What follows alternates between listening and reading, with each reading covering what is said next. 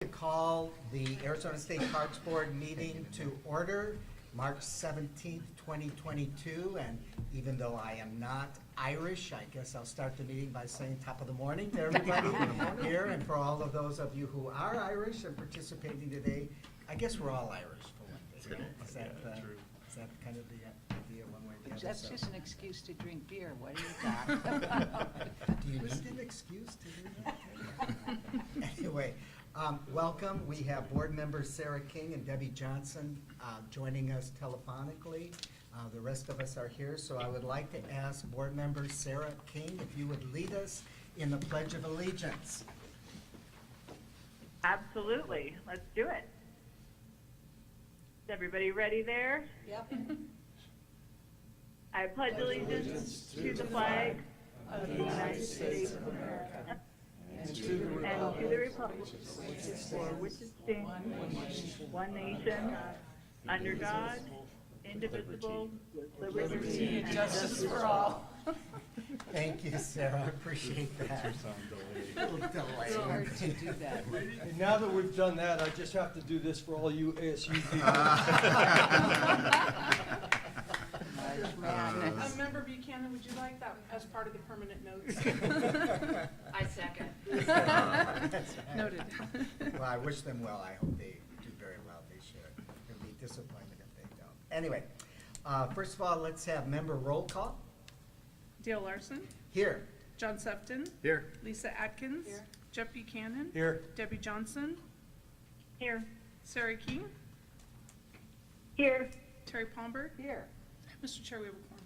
Thank you very much. And to all the guests that are on the phone, thank you for joining us as well. And as we go through the agenda, staff will recognize if you need to answer any questions or comments regarding particularly the grant. So thank you for joining us as well. As is tradition, I'd like to start out the meeting by verbally just reflecting on our mission and vision statements. Our mission statement is managing and conserving Arizona's natural, cultural, and recreational resources for the benefit of the people, both in our parks and through our partners. And our vision statement is Arizona State Parks and Trails is indispensable to the economies, communities, and environments of Arizona. With that, there's only one minor change on the agenda. The park highlight, Lyman Lake State Park, our presenter was unable to make it, so we're going to postpone that particular presentation for a meeting to come up in the future rather than not have her here to do it. That's okay. With that, agenda items. Item D1, the board review and consider action to approve the meeting minutes from the February 17, 2022 meeting. Is there any comments? Hearing none, is there a motion to approve? Terry Palmberg, I'll approve. Motion I'll to move to approve. approve. Is there a second? I'll second. Jeff Buchanan. It's been moved and seconded. Any comments? Hearing none by voice acclamation. All those in favor of approving the minutes of February 17th indicate by saying aye. Aye. Aye. Those opposed, say nay.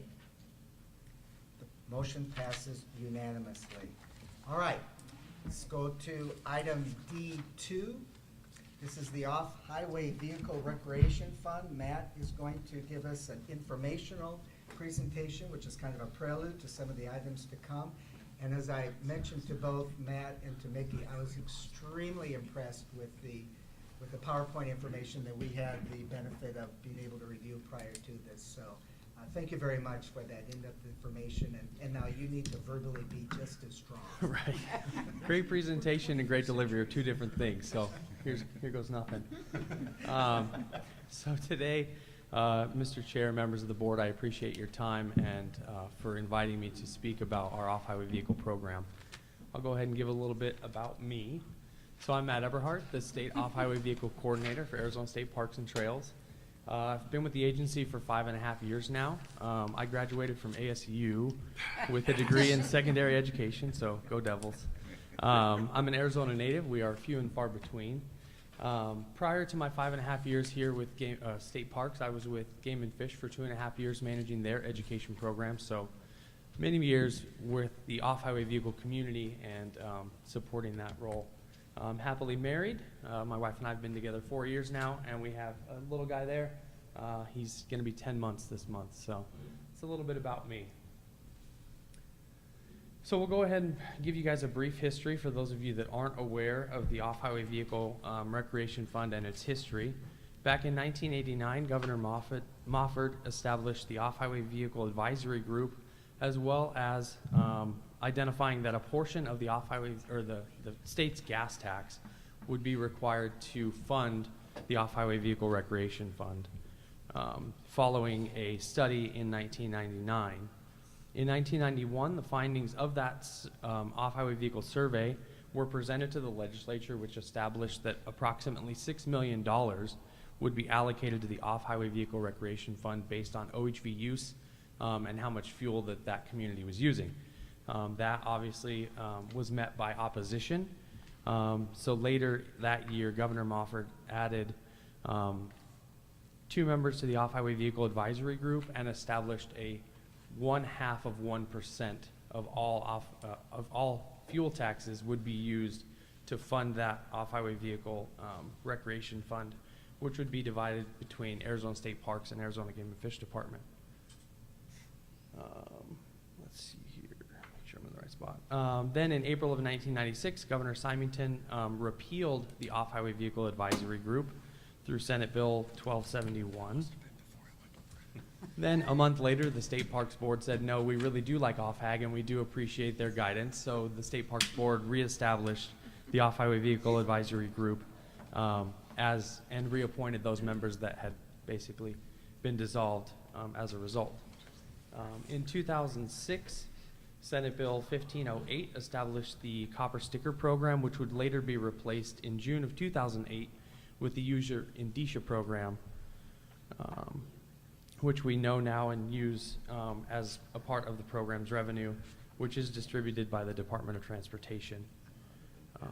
In January, which took full effect in January of 2009, which required all off-highway vehicles to have that user indicia.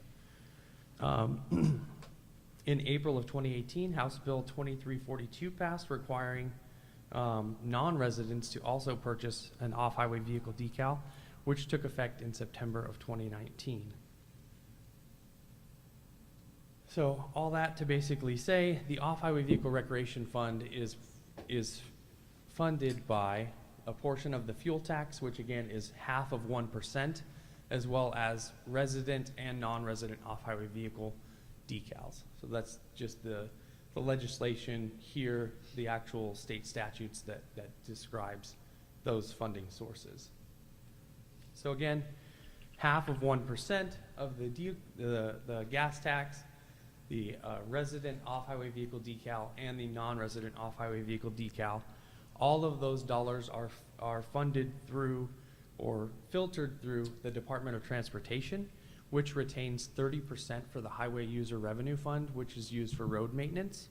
That remaining 70% is then sent to the Arizona State Parks and Trails, at which point we retain 60%. We distribute 35% to the Arizona Game and Fish Department. We also distribute 5% to the State Land Department.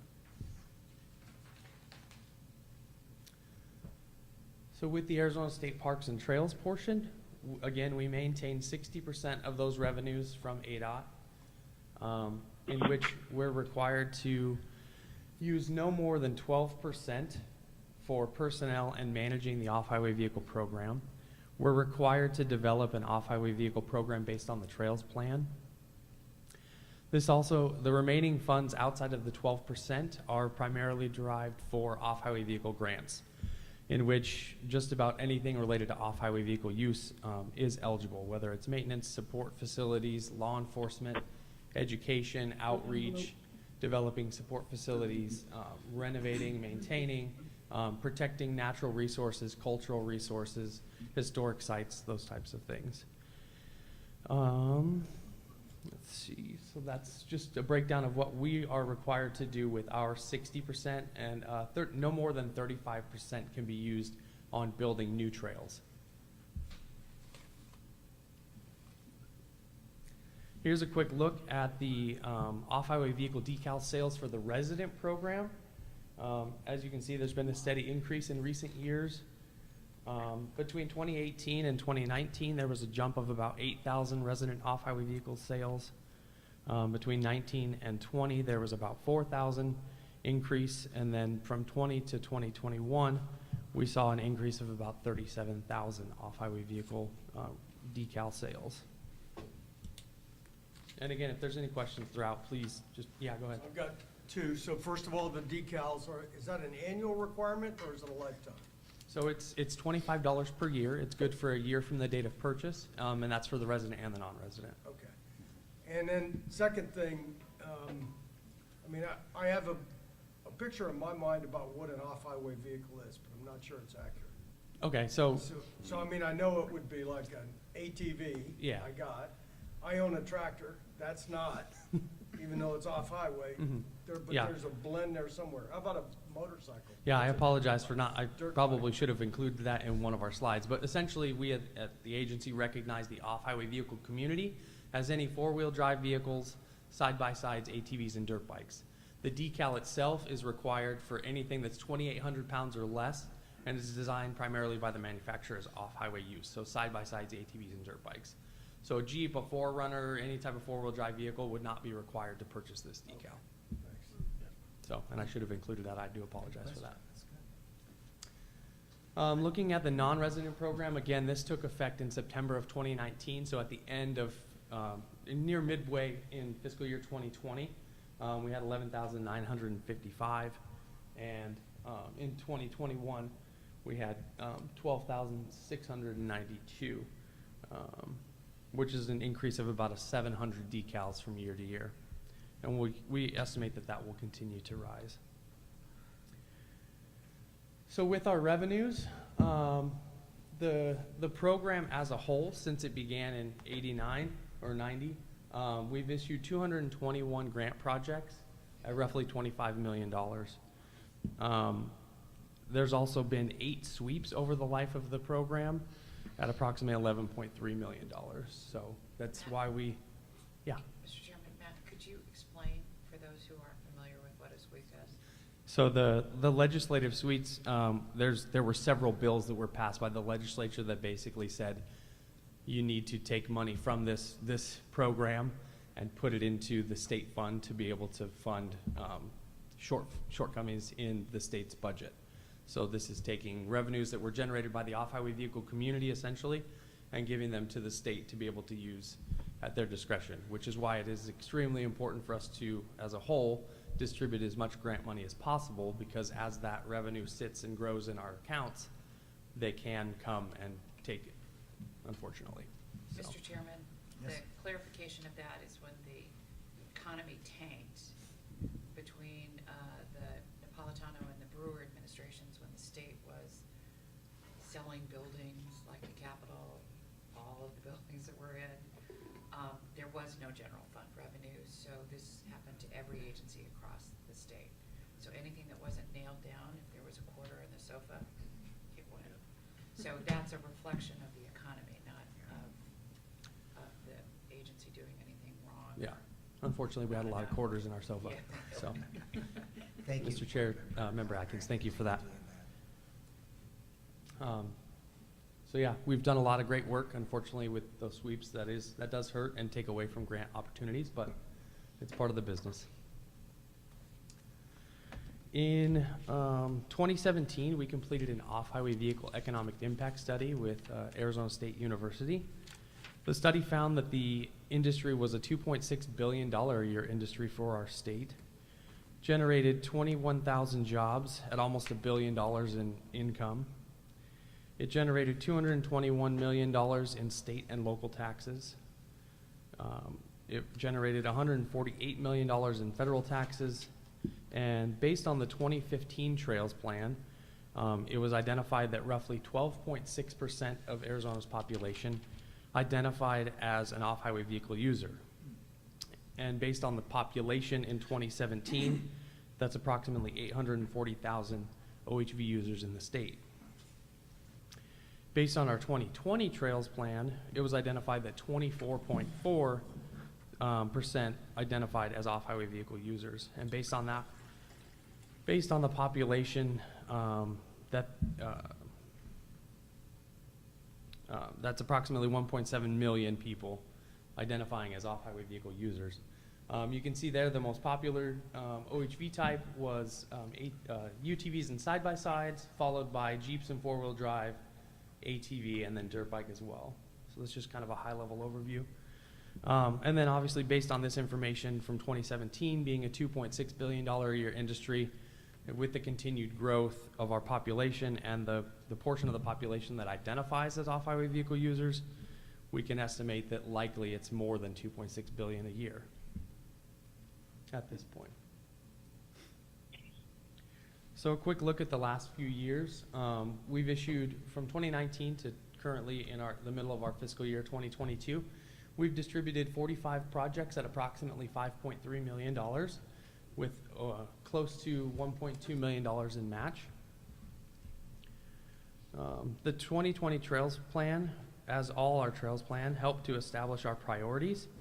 You can see here the different levels. We have 3 different level priorities, again established by our 2020 Trails Plan. For level 1 priorities, the board awarded $2.2 million in grants. For level 2 priorities, the board issued $1.8 million in grants.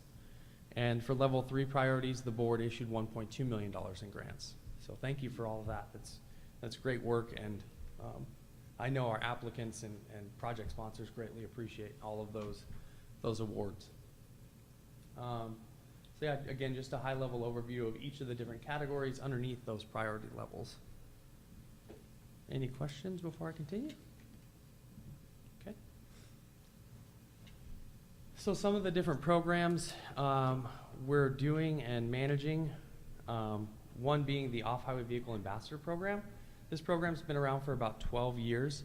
Unfortunately, it was funded through a grant from Parks and was managed by a BLM employee, Chris Gambage, who ended up taking a full-time position with BLM and is with state government. His duties then became mine. So it's been a work in progress. I've been working with Catherine, who's going to present later on our volunteer program as well. She's been a huge help in helping me to get this program back off the ground. I'm happy to say that the application is live on our website now, and we're working through the background check process and the onboarding process of what that will look like moving forward. I have reached out to about 100 or so previous volunteers that were in the Ambassador Program, looking to get feedback on how they felt engaged with, whether they felt their needs were met, whether they felt like they were making a difference, and many of which felt that the rural communities weren't well represented. So I'm hoping to change that with getting the four-wheel drive community more engaged, as well as the OHV community as a whole, in providing and networking with the rural communities as to what events are happening in their area, or are there trail systems that are in need in their area that we can have a presence. Off-highway vehicle ambassadors do tons of great opportunities for the OHV community. We do the large-scale outreach events that I'm sure many of you have heard, like Lake Havasu and the Phoenix UTV Expos, those types of things.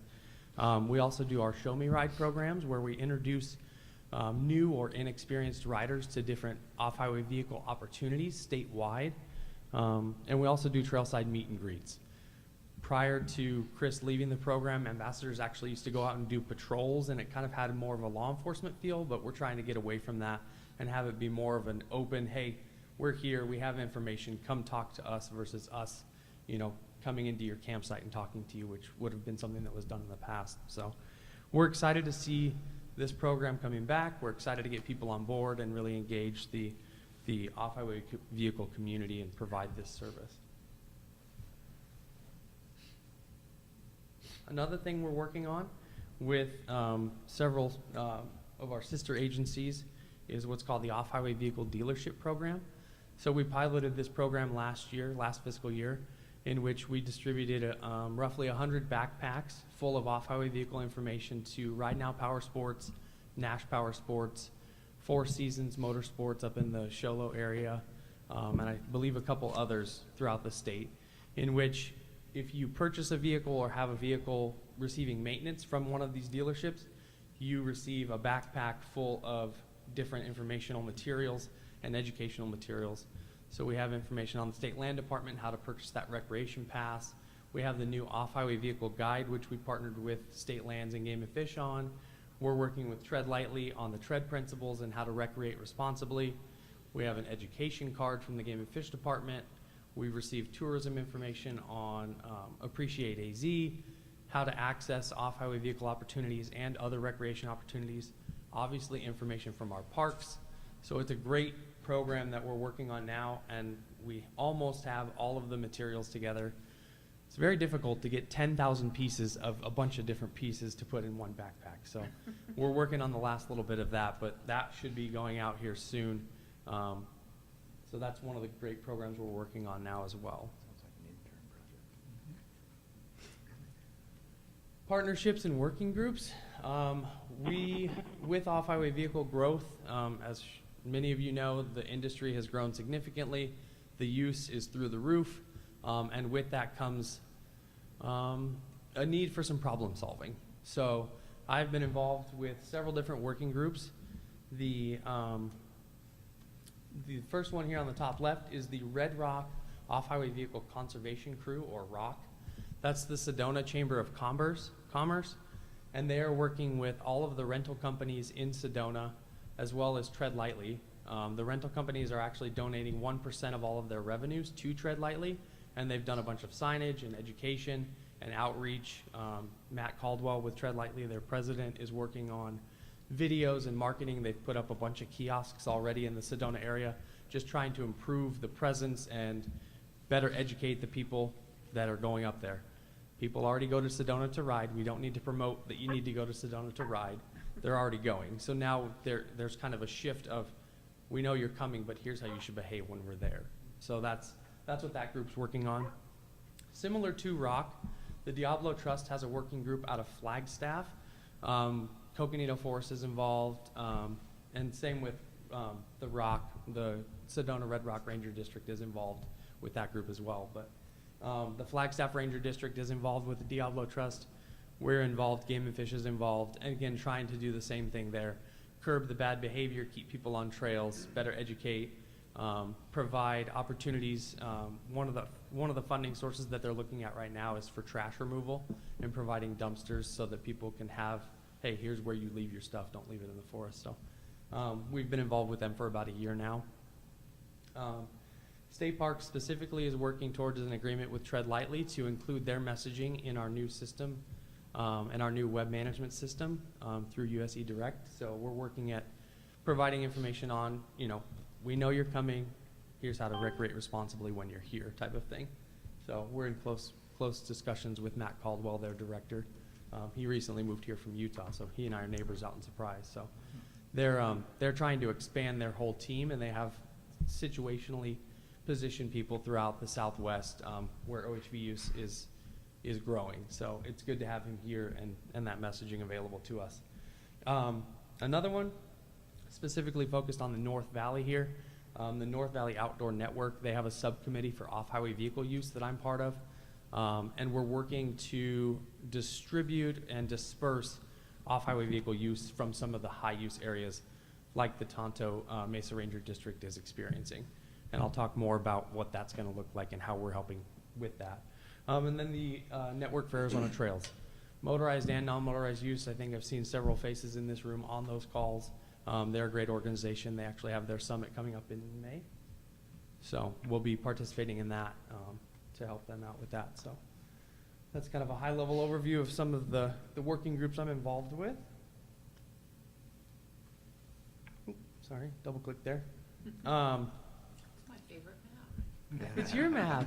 Beautiful map. So this map here highlights the use or land management throughout the state provided by State Land Department. All that to say, again, here's a breakdown. Reservations at 27%, private at 18, Bureau of Land Management at 17, U.S. Forest at 15, State Land Department at 13, so on. We have a lot of diverse land ownership here in our state. We try and work as close as possible with all of them to make sure that their needs are being met in managing off-highway vehicle use, whether it's providing grants, whether it's providing education, being involved in those working groups, but just a visual to kind of break down what's out there and who's managing what. Are there any questions? Mr. Chairman? Go ahead. So, Matt, last night there was a meeting of the Keep Sedona Beautiful group. Specifically, it was a special meeting called specifically because of the impact of off-road vehicles within the community. And it was a panel that included somebody from the city.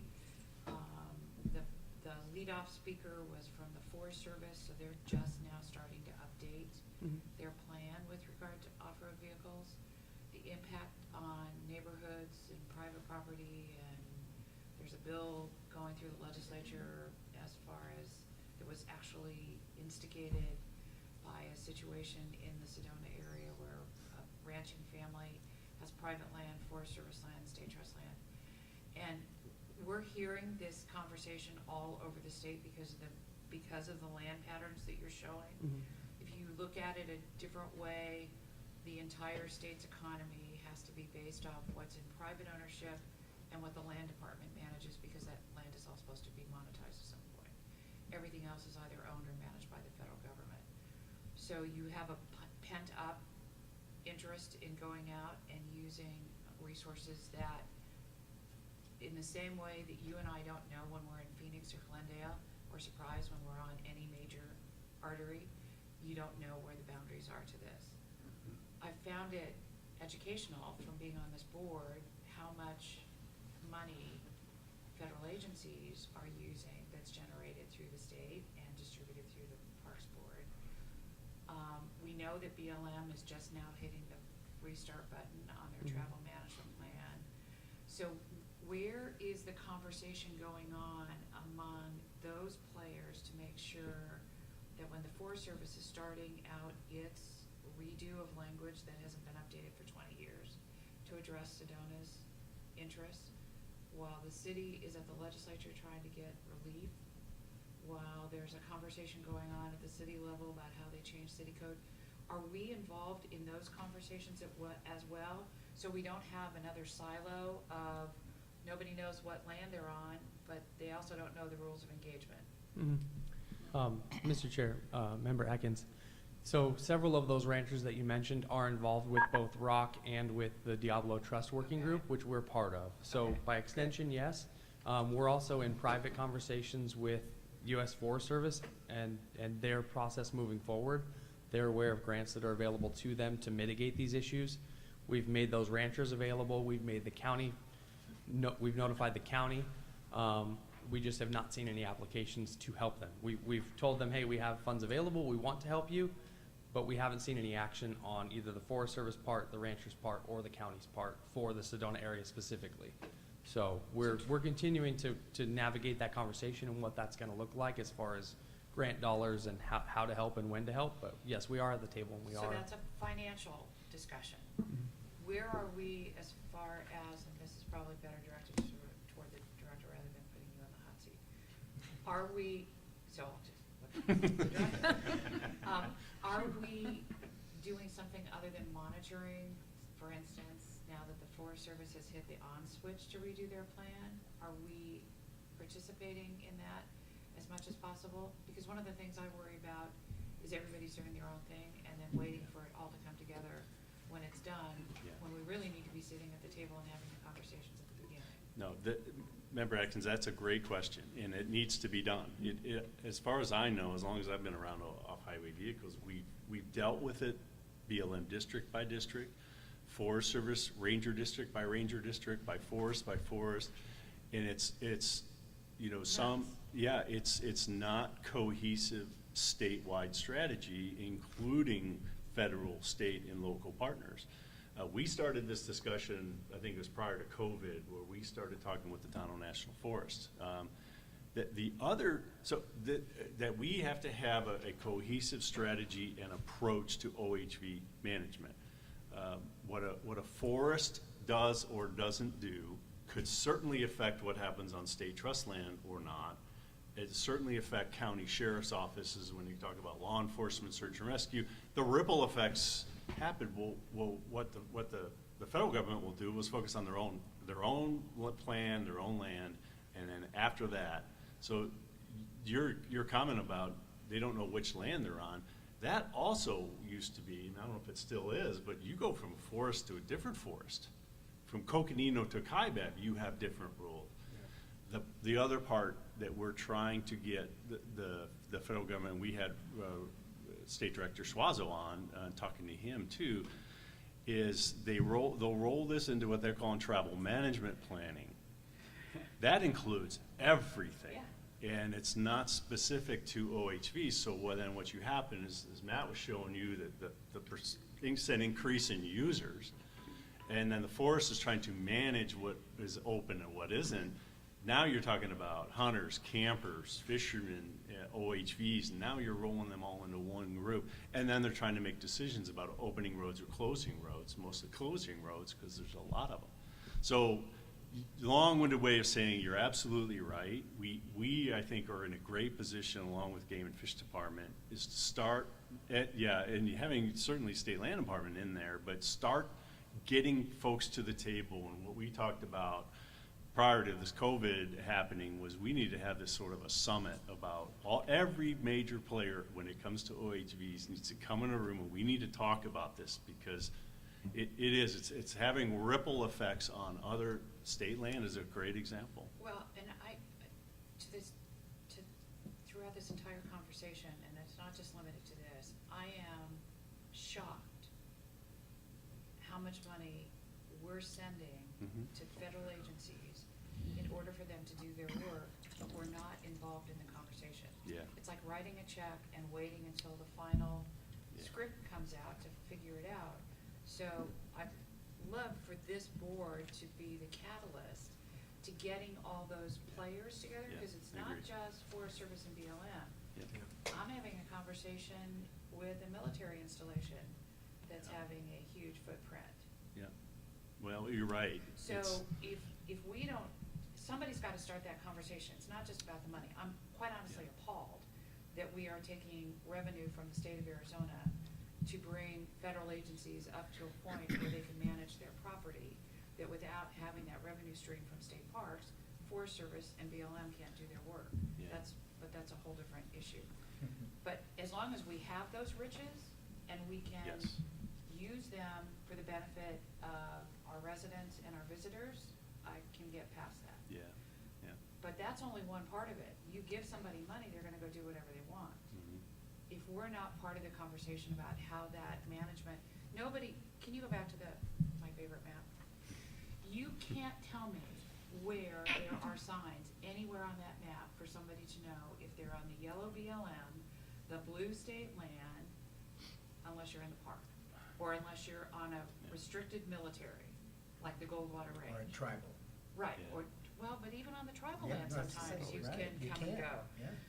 So if we're gonna build this network Yeah. of a process and raise money and dispense money, it can't be given out at the end for the good stuff. It's gotta be invested in having the plan. Yeah. I had the opportunity recently to sit down with members of the Western Caucus and explain this land pattern in Arizona is one of a kind in the entire country, Yeah. and it's Yes. unmanageable. And the fact that 2 federal agencies cannot do their job without coming to the state for revenue to do their job is appalling to me. Mhm. Okay, I'll get off my soapbox, but I really do think we're in a position to be able to do something good. positive, and I'm more than happy Agreed. to help. This is critical. And first, Board Member Buchanan, then Palmberg, and then we'll bring it around. Because even though this is an information item, it's not an action item, Yep. I think this can set the scene for later action Yeah. to what the State Land Commissioners talked about. So, Mr. Jeff? Chair, Jeff Buchanan with 2 comments. One, I previously requested, a session at some point in time about state money Mhm. and how it's distributed. I think this ought to be part of it, because my specific question then was state agency to state agency, but it also relates to Forest Service, BLM, and et cetera. Second thing, if we are to take on something like convening a summit, I think you have to find, the common denominator. And in some places, there's not gonna be one. There's gonna be no relationship between Fort Huachuca and the Goldwater Range. Yeah, they're both DOD, but different rules, different people, and different responsibilities. The Forest Service, there's no relationship between Coconino, Kaibab, Coronado, until you get to the southwest region. Right. So maybe we need to invite the people from Albuquerque, from the Forest Service. And I'm not sure how the BLM is organized, but I think you have to go to whoever it is that's actually the highest level. responsible and has some supervisory responsibility to bring them in. Yeah. So that we're not dealing with 5 different national forests instead of 1 regional headquarters. Yeah, good point. Yeah, decision makers need to be at the table. Right. And One agency I have not heard anything about is the Arizona Department of Transportation. I know when you veer off at 93 and you take 89 up the hill to Yarnell, they've created an HOV lane on each side of 89, and it's continual traffic up through Congress, and I'm sure they access state land up there. I doubt You know, it. who owns those, yeah, they just veer off and ride. And so it's like, who owns those properties in ADOT, and who's talking to them? Dust is everywhere. I wouldn't even want to live along that road. Yeah. ADOT needs to be included in some of these They do. discussions and get their management, because they're providing the access They do. to these lands because they drive the road ditches, which I believe are controlled by ADOT. Yeah, right-of-way. I believe the right-of-ways Yeah. are managed by ADOT for some of Yeah. those major So thoroughfares. they need to be a part of it. Yeah. Matt, why don't you wrap up your Sorry, part of Matt. it, and then let's go back I didn't and then mean to just blow set a up your- conversation. No, I to appreciate what the we conversation. wanted to do, so, go ahead. So with that, as part of our new online management system, one of the resources that we're trying to provide, because like Member Atkins said, you're never truly aware of where you're at in the landscape. So one of the things that we're working on our Where to Ride page with the new transition is an interactive state map where we have taken the state and broken it down into Arizona Game and Fish Department's pre-existing 6 regions. So it's something that if you're a hunter and also an OHV user, you're going to be familiar with those regional boundaries. We've broken it down into 6 regions, and we have highlighted designated or approved or authorized staging areas in each of those regions. So you'd be able to click on a region. So for instance, you click on Region 6, and it would take you to the Region 6 staging area or information on where you can ride within that region. It'll provide a brief description of the region and its overall boundaries, and then each of the different staging areas that are listed in that region will have the land manager's information and a link to their website, a brief description, as well as Google directions directly to that specific staging area. And then if the user wanted to get information on that trail or the trails that connect to that staging area, they could contact the land manager so that they have the most accurate information. And we're looking at doing this across all 6 regions to, again, in part of that North Valley Working Group, disperse that use. Because right now, like Sedona, like Tonto, they're getting hit hard, and there's so much more out there. At last estimate, we have approximately 50,000 miles of motorized trails in Arizona. So this is a work in progress. It'll likely be live for all 6 regions come July when we make the full transition to our new web management system.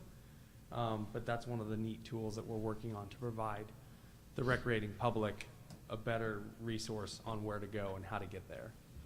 And I think that's it. So I'm happy to answer any other questions that you guys have.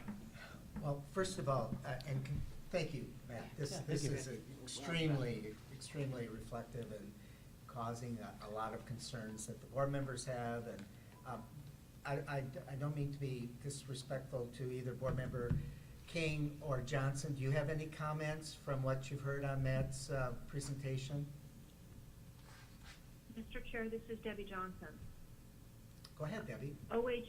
Thank you. OHV obviously is a huge issue in tourism. I appreciate all the comments about Sedona. We've been working with Sedona because their marketing funds have been cut literally to nothing, in part because of the concerns residents have, and certainly the council has, about visitors coming up, some of the damage that they've done to the lands. Obviously, not all OHV related by any means, but I do appreciate the comments about us all needing to work together to make sure that we're understanding how to treat our land, how to better communicate that to the users who are going up and enjoying Sedona. And what we're working on with the council, just so we're clear, is that Sedona still needs to market, and they need to market about how to recreate safely while taking care of the lands, and they can't do that with no funding. So I'll connect with Matt on that, and certainly Lisa as well, and make sure that we're part of that voice to help get that message across moving forward. Thank you.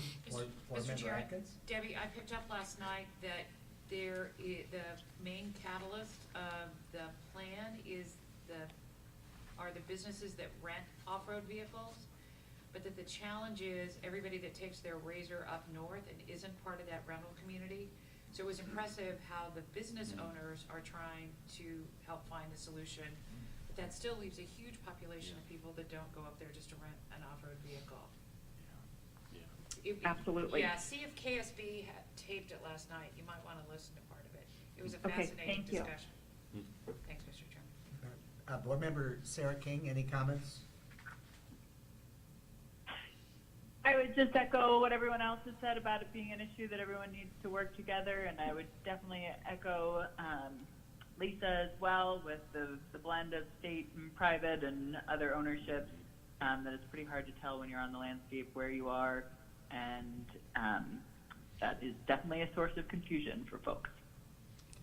Thank you. And again, Matt, thank you very much. Bob, all of these comments are obviously, timing is critical right now. This is an information item. We can't direct you per se, but what I would suggest for a future item that we can take an actual staff recommendation that would look at this notion of a summit or whatever that ramification might be, so that we can explore it quickly and promptly and to get the word out. But in the meantime, I think you have every right as the executive director to reach out to these organizations at the highest level possible to let them know that our board is very serious. We do have a carrot.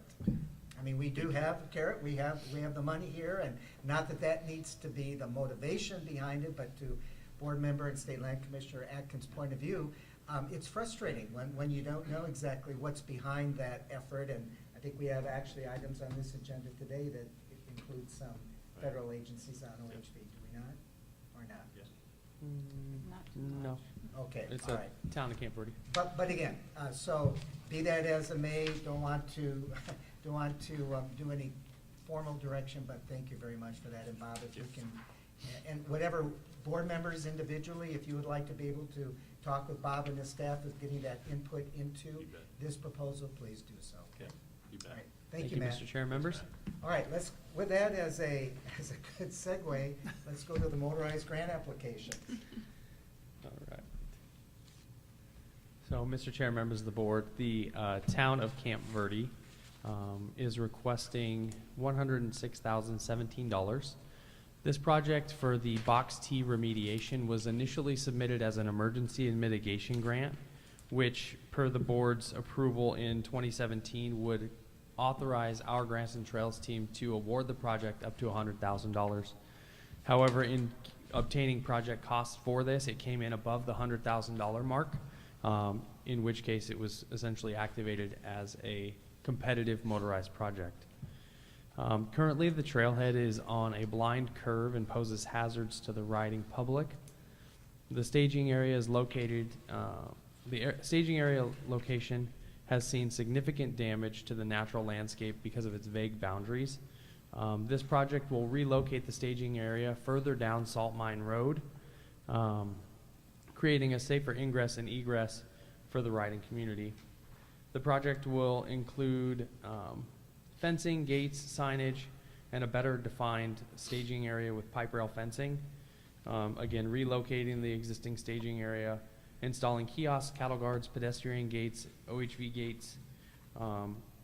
Will provide staging area millings, as well as project management, monitoring, and project contingencies.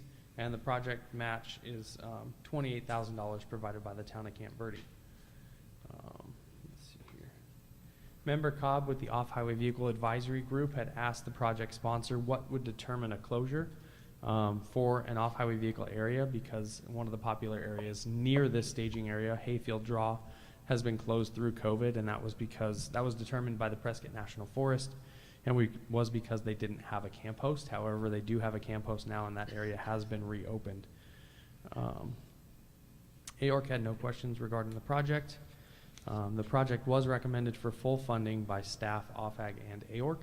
And I believe Steve Ayers may be on the phone, and I'd be happy to answer any questions related to the project. Thank you. Board member comments on this application? Hearing none, is there a motion to approve? Mr. Chair, Jeff Buchanan, I move that we approve funding for the submitted 2022 motorized grant application to the town of Camp Verde in the amount of $106,017. There's a motion on the floor. Is there a second? John Sefton will second. It's been moved and seconded. Any discussion? Hearing none, a roll call vote. Dale Larson. Aye. John Sefton. Aye. Lisa Atkins. Aye. Jeff Buchanan. Aye. Debbie Johnson. Aye. Sarah King. Aye. Terry Palmer. Aye.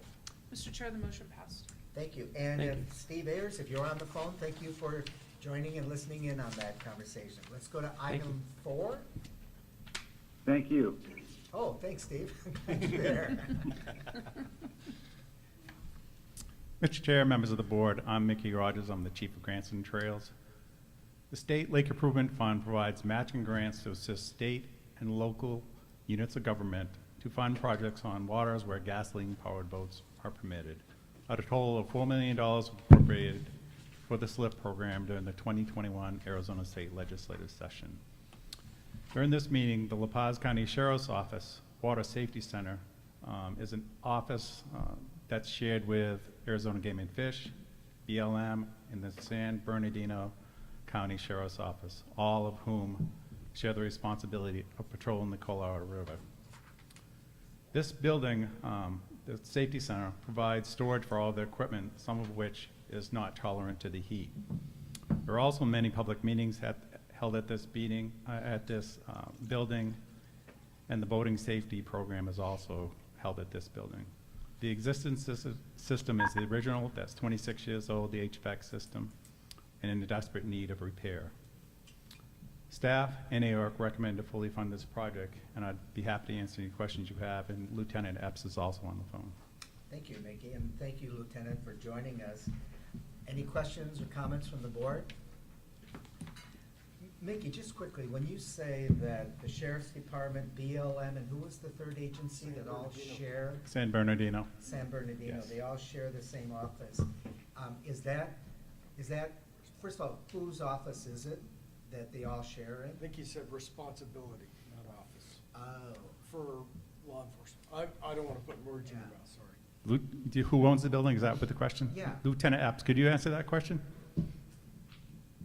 The La Paz County Sheriff's Office has ownership of the building, but it's a multi-jurisdictional office according to the grant when the building was built. So Arizona Fish and Game, State Parks, BLM, and even San Bernardino use our office spaces because there's nothing else on the river for them. interesting, very good. I mean, that's a place we need to come and visit. I mean, maybe that's where we'll have our summit, I don't know. Could be. No, I see. We'd love to have you. And it's All nice right. and cool there. It would be, so, anyway. Yeah, it will there- be, it will be. We fix the HVAC. Any other comments? Hearing none, is there a motion to approve the item with La Paz County? Mr. Chair, I will move, John Sefton will move, that the Arizona State Parks Board approve funding for the submitted 2022 State Lake Improvement Fund grant applications as follows. La Paz County Sheriff's Office Waterway Safety Center, improvement in the amount of $30,128. Motion on the floor, is there a second? Mr. Chair, Jeff Buchanan, I'll second. It's been moved and seconded. Any other questions or comments? Hearing none, roll call vote. Dale Larson. Aye. John Sefton. Aye. Lisa Atkins. Aye. Jeff Buchanan. Aye. Debbie Johnson. Aye. Sarah King. Aye. Terry Palmer. Aye. Mr. Chair, the motion passed. Thank you very much. All right, and thank you, Lieutenant, for joining us. Let's go to item 5, discussion and consideration to approve, modify, or deny the Heritage Fund Historic Preservation Group. Thank you, Mr. Chair, members of the board. The Heritage Fund Historic Preservation Grant provides funding for the preservation and renovation of resources listed or determined eligible for inclusion in the Arizona or National Register of Historic Places. A total of $1.5 million was appropriated in the 2020 legislative session, and a sponsor may apply for up to 20% of these funds, or $300,000. There are 5 projects that have been submitted for the board to review, and I'll go over each one at a time, ask questions, and at the end, if the board can make motions on all 5 at once. The first project, the Vale Preservation Society. The 1908 Old Vale Post Office is Vale's oldest building. The site has connected residents through commerce since it was built. Through renovation and adaptive reuse, the post office will be a hub for Greater Vale community into the 21st century as the Vale Welcome Center and Heritage Center, a gathering place for residents and visitors, and headquarters for Vale's Arizona Main Street program. It will provide a visual reminder of Vale's railroad and ranching roots, and at the same time, fill in current and future needs for the community. Renovation work will include foundation underpinning, adobe stabilization and repair, exterior lime plastering, replacing the buildings, roof, including the addition of interior structural roof supports, restoration of 8 windows, 4 doors, electrical, and ADA compliance. It has an aggressive timeline to be completed within 13 months of award. The project scored very well, has a detailed planning, community support, comprehensive planning team, and a well-written grant. The community has been able to raise the funds for the match. The grant will be matched with $99,000 of cash and in-kind, which is in-kind services. SHPO staff recommended to fund this project at $260,000, which was $10,400 more than requested. These funds would be used for the existing costs, and the match would be shifted. The reason they recommended to use this additional funds was to zero out the account, because the $10,000 would be not very much to be able to use for any other project. Arizona Historical Advisory Committee recommended to fund the project at $249,600, which was the original request. AORC recommended to fund this project at $260,000 as the same as the SHPO recommendation. And I'd be happy to answer any questions you have, and JJ Lamb is on the phone, and also Eric's here to answer any questions on SHPO. Great, thank you, Mickey, and thank you, JJ, for joining us, and thank you, Eric, for being here as well. Any questions? Yes, go Mr. ahead. Chair, Jeff Buchanan, just not a question specifically about this project, but because there's differences in recommendations on funding, are we going to take each of these discreetly or wrap them into a bundle? Because It's the board's pleasure. We could do each individual. I think what staff is asking us is to kind of wrap them all up together if need be. But if a board member would rather have it come out, we can do that. It's up to you. So could you, Mr. Chair, could you, Mickey, explain a little bit more of why the request is different? $11,000 difference, why is that? Oh, this is JJ. Can you hear me? Yes. Oh, great. We did at the very last, we had an additional $8,320 come in as match, but we didn't have time to redo some of the certification documents. So we did have additional match come in.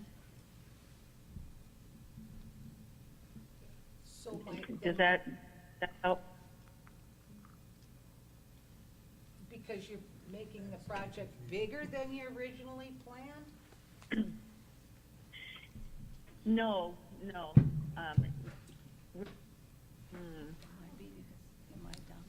Mr. Chair. The match didn't come necessarily because we're making the project bigger, but because, there was additional support for the project, and because of our understanding of specifically what kinds of things could be used as match. So some staff time could be used as match, and we added that. As it stands now, the building will have some interior work done. The scope of the project that we have outlined, the building will be ready to complete the interior fit out.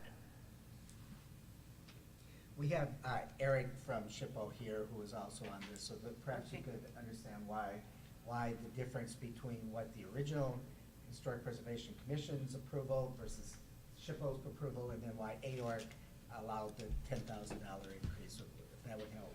Yes, thank you, Mr. Chair and Commissioner Holmberg. Basically, since we couldn't afford, well, yeah, I guess I should. So they can hear you online. Thank you, everybody. Basically, since we couldn't fund everything, we ended up with this balance of $10,000 that we needed to figure out what to do with. And the idea of leaving it sitting there for somebody to write what's quite a large, cumbersome grant to do for that small amount seemed like a bad idea. So we figured we needed to distribute it in some way. Partially funding the City of Prescott Historic Preservation Office grant did not seem like it would do them any good if we did it that way. So we figured that the best option would be, particularly with rising construction costs and stuff like that, would be to take that additional money and put it into the highest scoring one, or divide it up amongst the others, but we opted for the first one to give it to the highest scoring one for additional costs. Okay. Mr. Chairman, Board Member Atkins? just out of curiosity, what would have happened to that money had you not decided to divvy it up? I believe it just would have sat there For how long, and what could it be used for? I'm just curious as to why you felt it necessary to expend every penny you had and set up this situation where you have a request and a staff recommendation that are that different. And so does the money expire at a certain time? Can it not Actually, be rolled I'm over? not sure what happened to that money. It was a one-time appropriation at that point and still is. The Heritage Fund has not gone through finished its legislative process, so we were operating under the assumption that this wasn't a one-time appropriation and the money would just remain there. We consulted with the Chief of Grants on what the best option was, and that's when we came up with this solution. Is the Chief of Grants an internal position or is somebody outside It's Mickey. Yeah, I would say it's internal. AKA Mickey Rogers. Chief of Grants, Yeah, sorry. we asked Mickey what solutions, what we could do with this, and he said that was the option that he thought would be Okay. good. Yeah. Bob, do you have anything further that you Well, could? yeah, there are a couple schools of thought is either zero the account out for a grant that is still eligible under the percentage of, the grant requirements, because there's a cap. Leave it in there and let it either lapse or let it roll into if we get another appropriation, or leave it as sort of a little slushy fund in case any of those projects started to see increased costs, to then be able to do a supplemental grant request somewhere down the road. So, yeah, there's probably no real right answer, but it was just the option that AHAC took at that time. I just didn't understand. Yeah, No, that's quite all right. it should stay in the fund. Board Member Buchanan? Mr. Chair, Jeff Buchanan, given all this discussion and what I think is likely to come, my recommendation is that we ought to carve out at least the first and the last one, because there's some potential disconnect between what the request was and what the recommendation was, and take them separately rather than try to group all five together. I'll entertain a motion to take out the Vale Preservation Grant, Just Single. deal with it separately rather than one motion for the whole package. but there needs to be a motion on the floor. So you want to make that motion? Mr. Chair, Jeff Buchanan, I move that we take at least the first project, which is the Vale Preservation Society, out as a separate entity to deal with it separately rather than a group of all five, as part of the group of all five. There's a motion on the floor to separate the Vale from the rest of the grouping for purposes of review and approval. Is there a second on that motion? I'll second that, Terry Palmberg. It's been moved and seconded. Any conversation? I have just a question, and then we'll get to the vote. And because I'll put the vice chairman on the spot, were you at the AORC meeting when they approved it? Mr. Chair, I was not. Okay, well then, you're not on the spot. I was just curious if there was some conversation at AORC that might have helped do that. So there's a motion and a second. Any comments or questions? Hearing none, let's have a roll call vote. Dale Larson. Aye. John Sefton. Aye. Lisa Atkins. Aye. Jeff Buchanan. Aye. Debbie Johnson. Aye. Sarah King. Aye. Terry Palmer. Aye. Mr. All right. Chair, the motion passed. Thank you very much. So what we have now is we're taking that one out. Do you want to deal with that one, or you want to do the rest first? Go ahead. I have an overall question, and then I would recommend we deal with this one. Okay. But the overall question is, how many total requests were submitted for this grant cycle?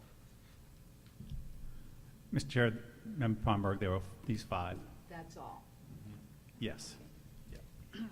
And to your point, Board Member Palmberg, the intent here is to kind of zero out the account, and that was the reason for the $10,000 plus or minus balance, correct? Yeah. Mr. Chair, correct. The $10,000 would not go very far on a historic project. All right, so now we have separate action on this, the Vale Preservation Society. So comments and questions on this proposal? And the recommendation This is from JJ. staff. This is JJ Lamb with the Vale Preservation Society. Yes, So, the additional $10,000 definitely would help with, the rising cost of materials, and also allow us to hopefully extend a bit the scope of the grant and do additional work on the interior of the building as we get it ready, for public use as the Vale Welcome and Heritage Center. So I really appreciate your consideration. all right, thank you. Board Member Palmberg and then Buchanan. I'm ready to make a motion. Is yours a question? It is. It's for Mickey. Okay, go ahead. Mickey, Member Buchanan, when was this application made? In the last quarter. So these were all So submitted in the I last mean, quarter. I appreciate the comment, rising cost of materials, but as somebody who's dealing with some building stuff right now, materials have gone up, but they're actually starting to come down. So, I mean, it depends on specifically what material, but if this was made 2 years ago, that's an absolutely valid comment. If it was made in the last quarter, maybe not so much. Okay, thank you. Board Member Palmberg? I am ready to move that the Arizona State Parks Board approve funding for the 2022 Heritage Fund Historic Preservation Grant application for the Vale Preservation Society 1908 Old Vale Post Office rehabilitation at $260,000. There's a motion on the floor to approve this grant at the staff recommendation, the AORC recommendation of $260,000. Is there a second?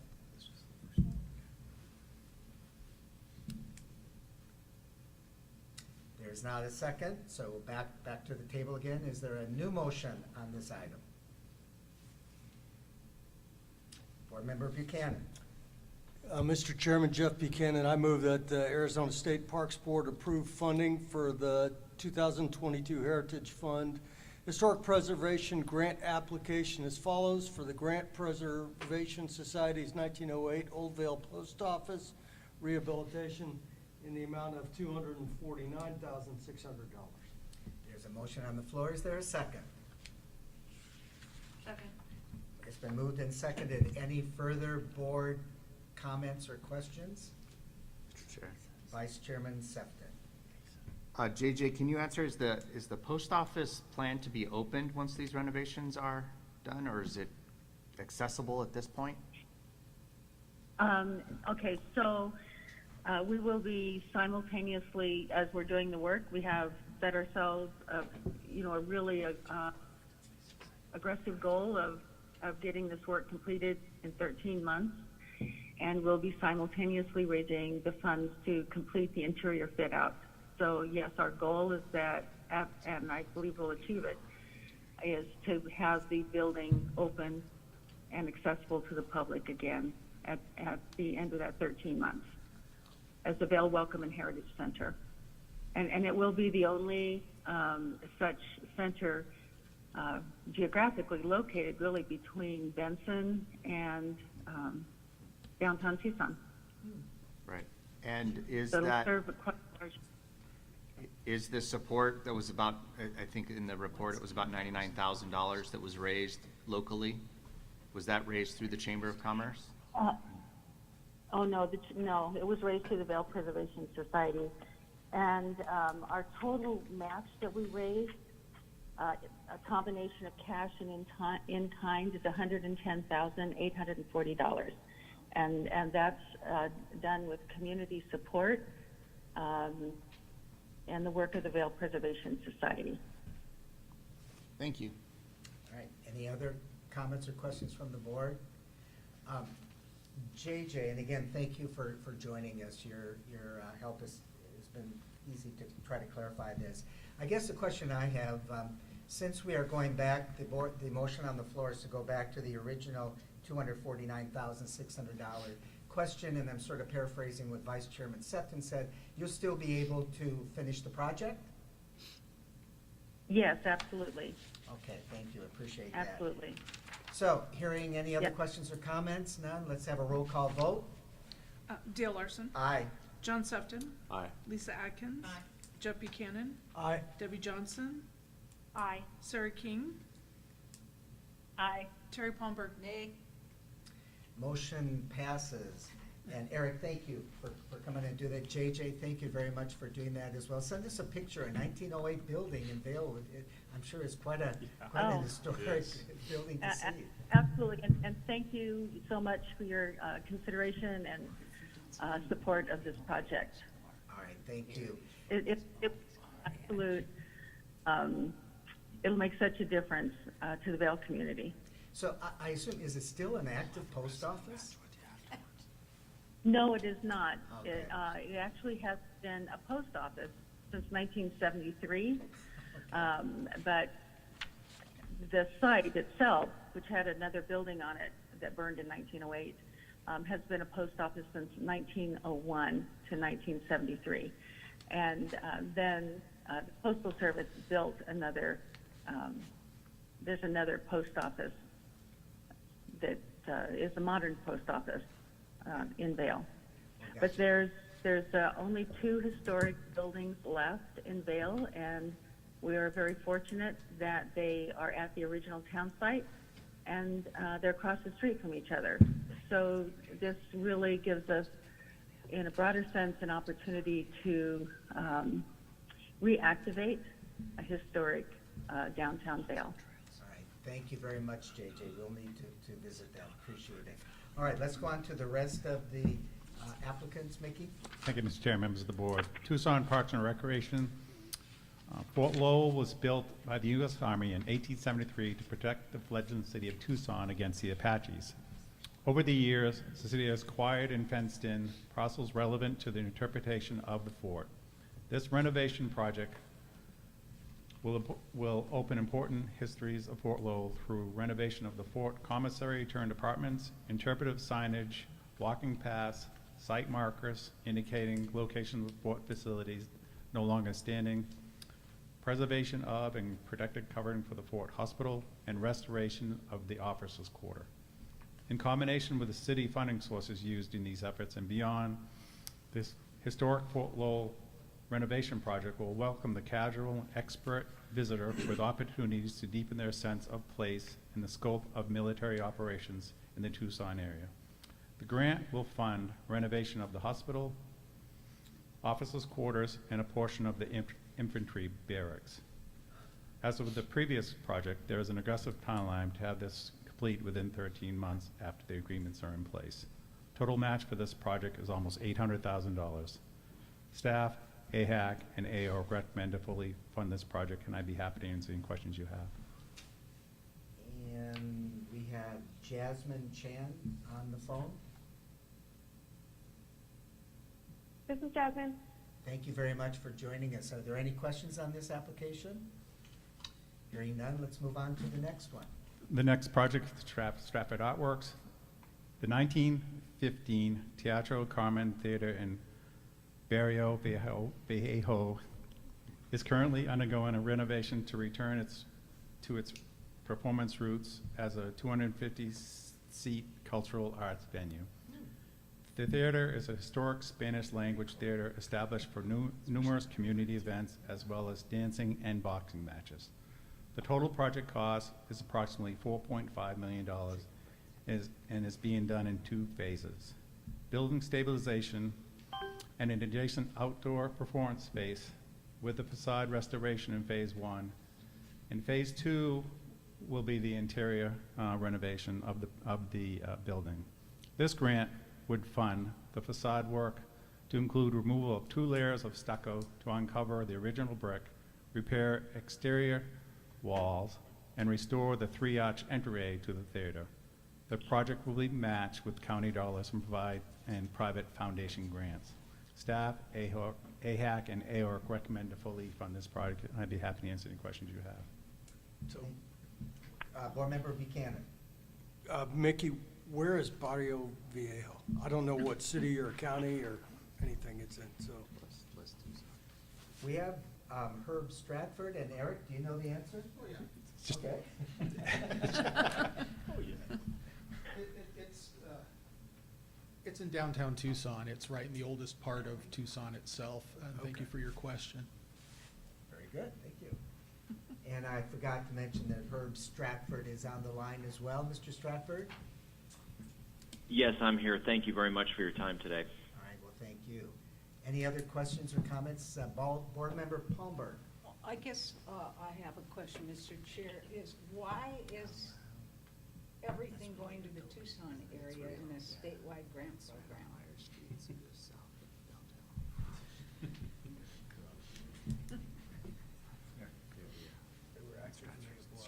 Thank you for the question. I've been anticipating that one. It's because they're the ones who completed the application is the actual real reason.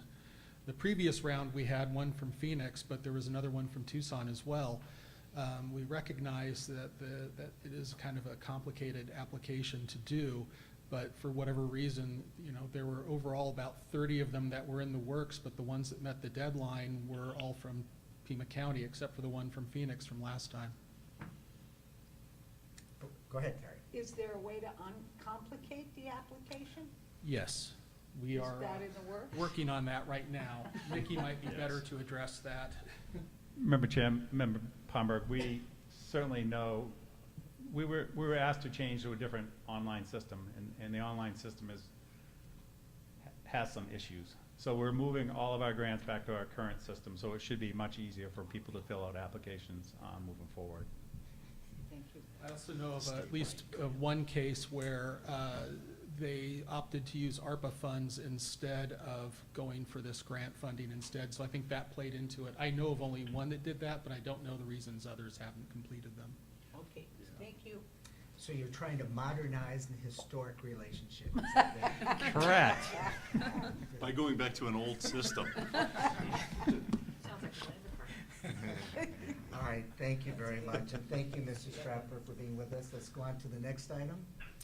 On the National Register of Historic Places, the San Juan Santa Cruz Campground is a contributed resource to Tucson Mountain Park. The campground consists of a variety of architectural features that were constructed by the Civilian Conservation Corps in the 1930s. The original picnic area consisted of a small ramada, one shelter house with benches, a fireplace and chimney, one latrine, 3 picnic tables, 3 fireplaces, and a water fountain.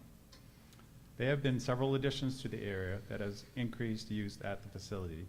The CCC structures have held up well, but are in need of repair. Pima County sponsored the development of a comprehensive master plan for the campground, and in that inventoried and documented the condition of all campground structures. Pima County is applying for this grant in order to fund the renovation of these important structures to preserve the legacy of the CCC and their outstanding contribution to the recreation in Tucson Mountain Park. Staff, AHAC, and AORC recommend to fully fund this project, and I'd be happy to answer any questions you have.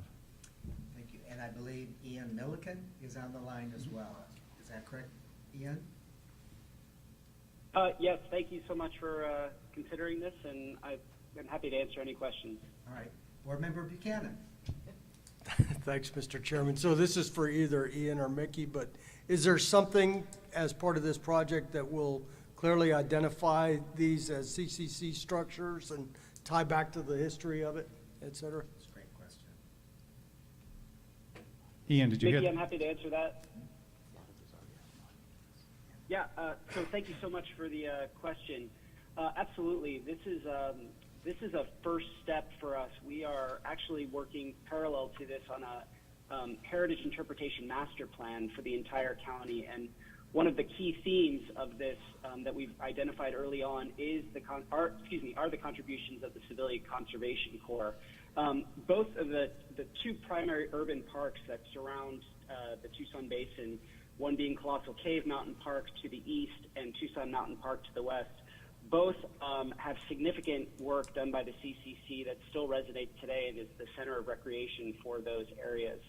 So we do anticipate, we chose Juan Santa Cruz specifically because of its geographic location adjacent to the Desert Museum, which arguably caused so many folks to intensely use that campground. And so although, to Mickey's point, the CCC structures have held up well, they have suffered deterioration or need of some rehabilitation. So we do intend to provide an interpretive experience of why these are important, and all features that have been added since by our Parks and Recreation Department are distinctive, and so we do maintain that distinction between the historic resources, but there is a complementary style that's being used in the modern amenities that surround it.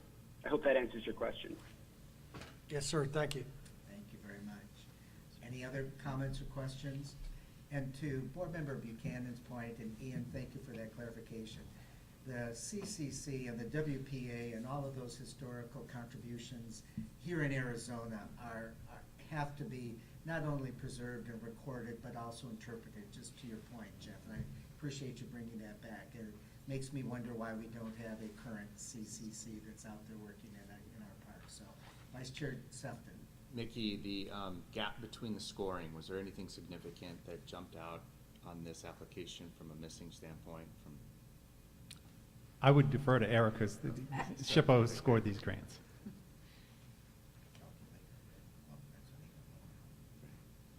Thank you for the question. I think the only thing that was really made the score a bit lower than the previous three was that there was a lot of community support letters that came with some of the previous ones, but this one, because of the nature of what it is, didn't have that basis. So that's really the only reason. This is a great project. We are wholeheartedly behind it. Very good, thank you. Thank you, Eric. All right, any other questions or comments?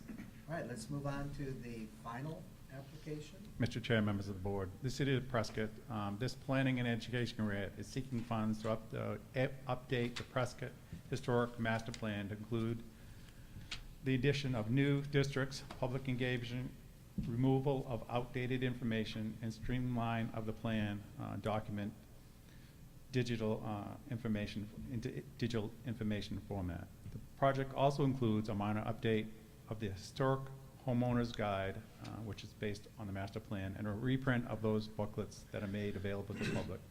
The current master plan dates back to 1998 and is the primary resource for working on historic properties.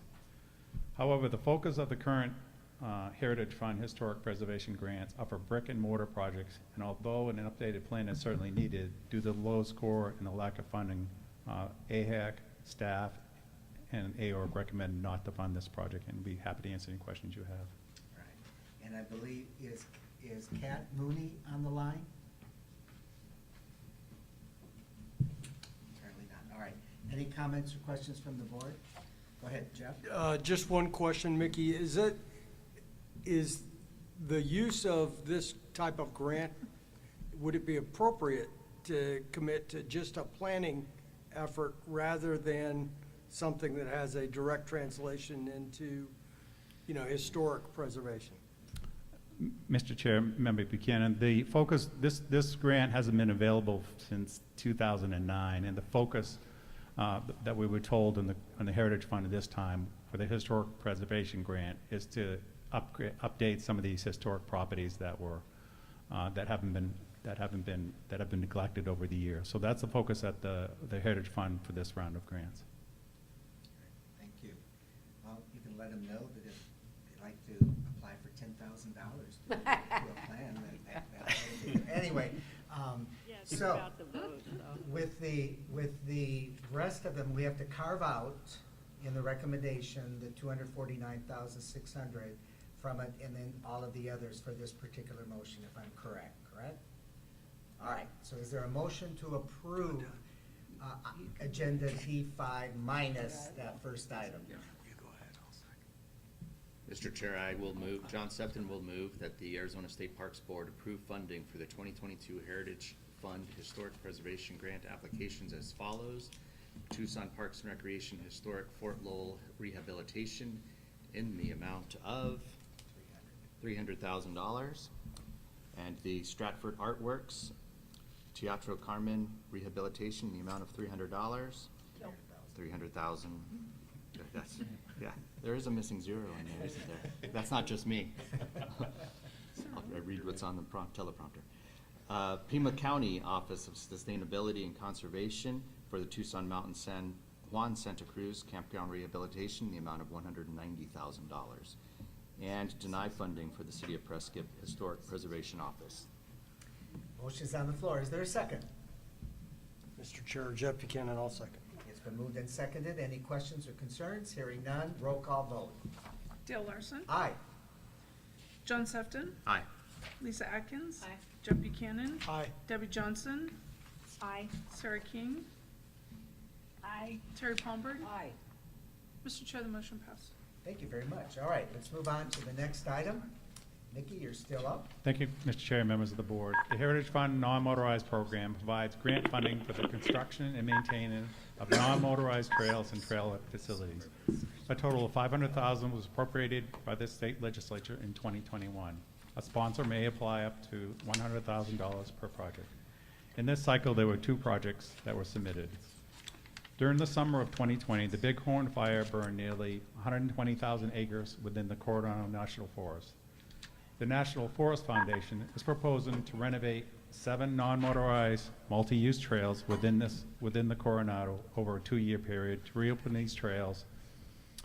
The work would include identifying the trail, marking these trails, removing the blowdown and vegetation along the trails, and remediate any illegal trails that have been created to prevent further erosion. The request would also repair heavily damaged sections by constructing natural stone structures to remove water from the trails, stabilize the tread, and make the trail sustainable.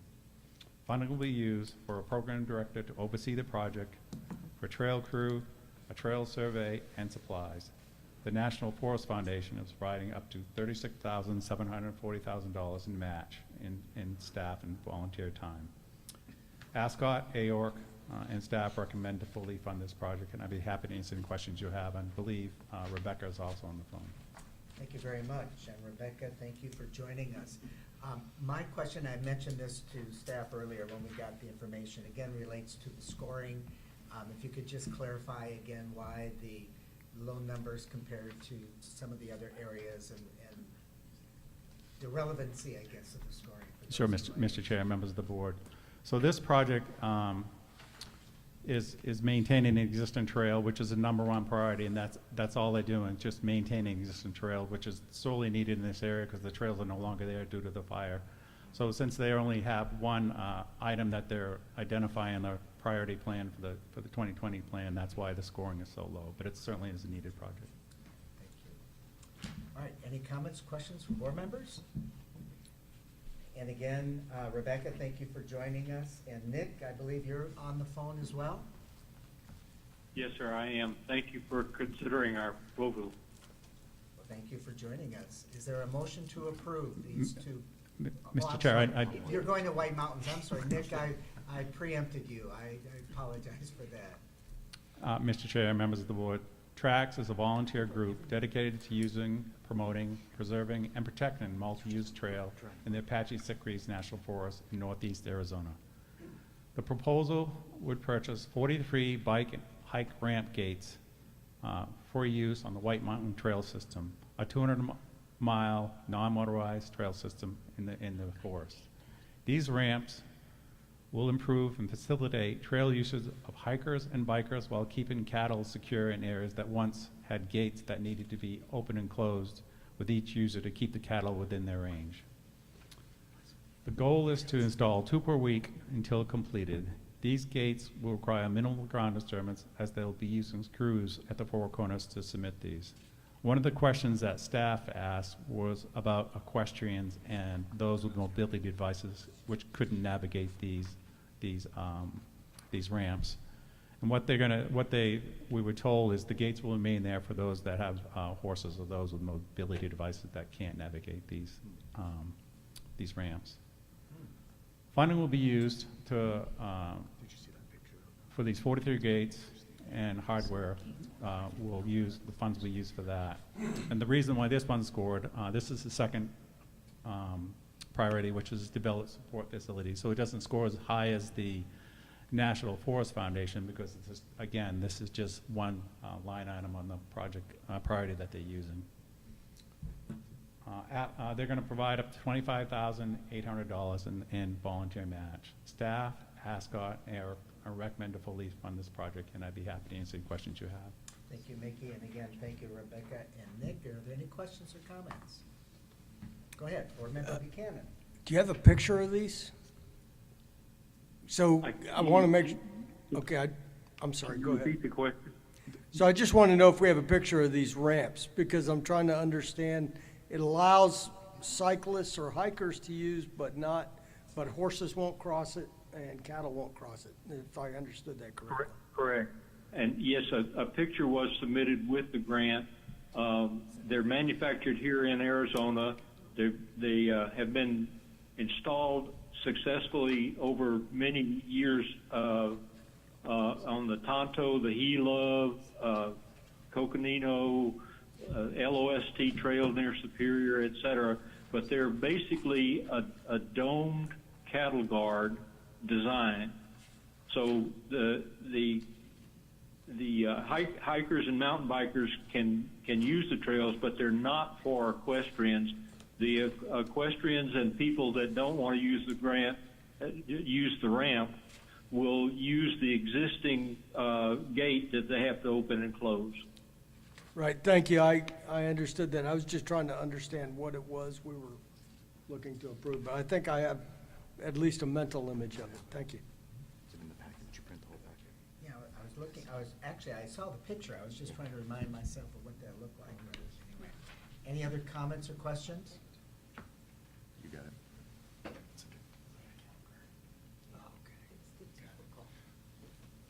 All right.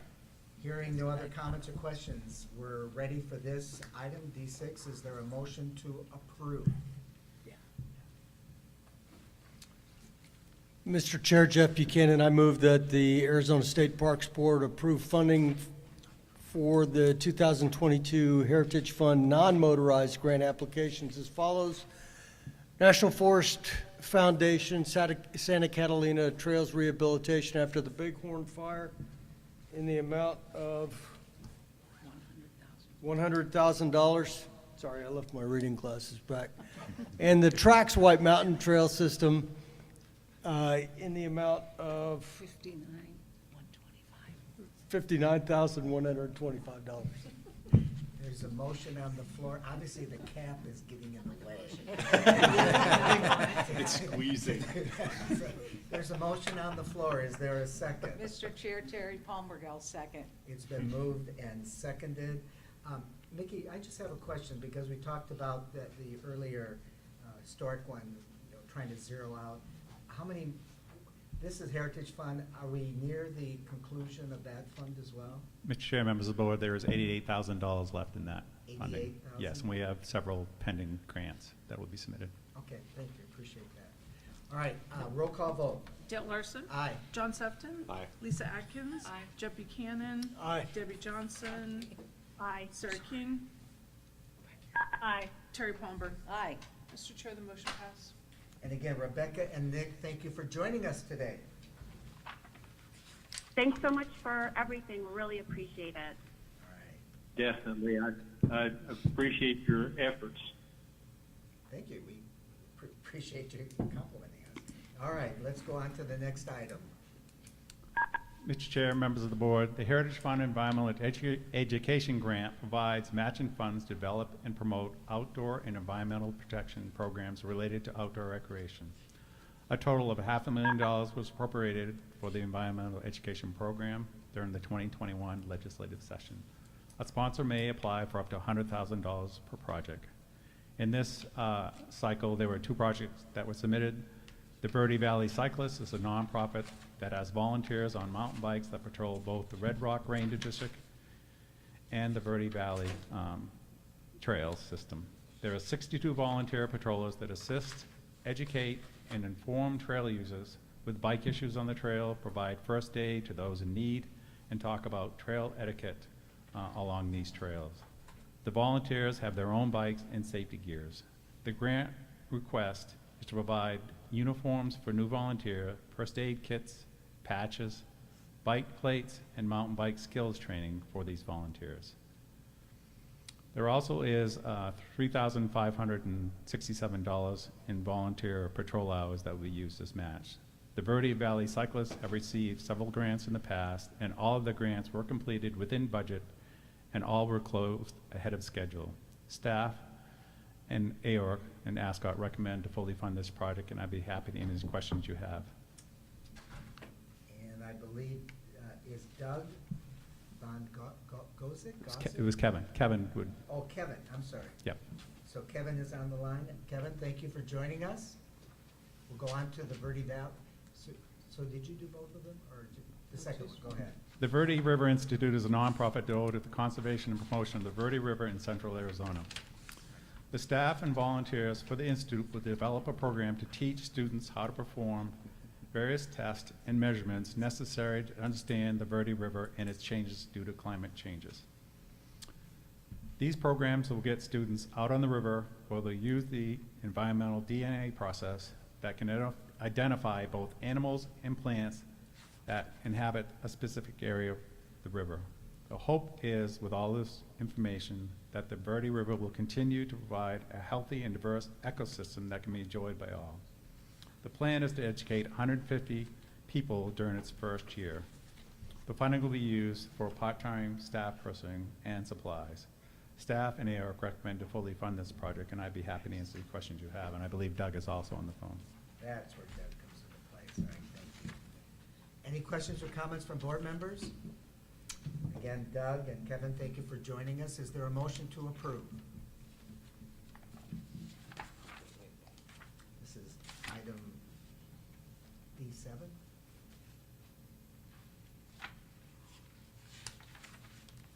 Is there a motion? Do you want me to? Let me just borrow Bob's glasses. Okay. Mr. Chair, Jeff Buchanan, I move that we approve funding for the submitted 2022 Heritage Fund Environmental Education Grant applications in the following amounts: for the Verde River Institute in the amount of $21,000, and for the Verde Valley Cyclists in the amount of $9,596. Motion's on the floor. Is there a second? Terry Palmberg, I'll second it. Been moved and seconded. Any questions, concerns, comments? Hearing none, roll call vote. Dale Larson. Aye. John Sefton. Aye. Lisa Atkins. Aye. Jeff Buchanan. Aye. Sarah King. Aye. Terry Palmberg. Aye. Mr. Chair, the motion passed. Thank you. And again, Doug and Kevin, thank you for joining us on that. Good luck with your educational efforts. This is really important. Mr. Chair, I just want to let you Yes. know Debbie Johnson had to drop off. Oh, I'm sorry. She had to drop off. All right, thank you. We still have a quorum, so we're good. Yes. All right, let's go on to the next item. Mr. Chair, members of the board, the American Rescue Plan Act funding provides funding to assist facilities that were impacted due to COVID. Statistically, the use of outdoor recreation nationwide increased over 20% during the peak of COVID. Outdoor facilities, including local parks and trails, provided safe and socially distant spaces for families and children to go during this pandemic. They also provided essential benefits to mental and physical health, which is specifically defined in the Rescue Act guidelines. The focus of these funds at the facilities is for sewer and water upgrades, broadband, and at facilities within neighborhoods in areas that have been identified as underserved communities. These funds are available loosely in the same categories as appropriated by the Heritage Fund, and a total of $5 million was made available for the program. In this cycle, in this meeting, Sierra Vista is requesting funds for a shared use ADA path to include a concrete walkway, ADA ramps, and signage. This will connect to a new existing parking area and will provide a shared route path to the city's existing Sierra Park. The project is also within a qualified census tract and will provide more access to not only City Park, but also several more existing paths within this area. The total cost of the project is $103,000 with $100,000 grant funding. The project is shovel-ready and construction can begin as soon as the agreement is signed. Staff and A recommended fully fund this project, and I'd be happy to answer any questions you have. Thank you, Mickey. Are either Bryce or Irene on the call? Yes, Irene is on this call. Bryce just had a little guy last Monday, so he is currently on paternity leave. Well, good excuse. That's all right. Yes, absolutely. We've got him covered. All right. Well, thank you, Irene, for joining us.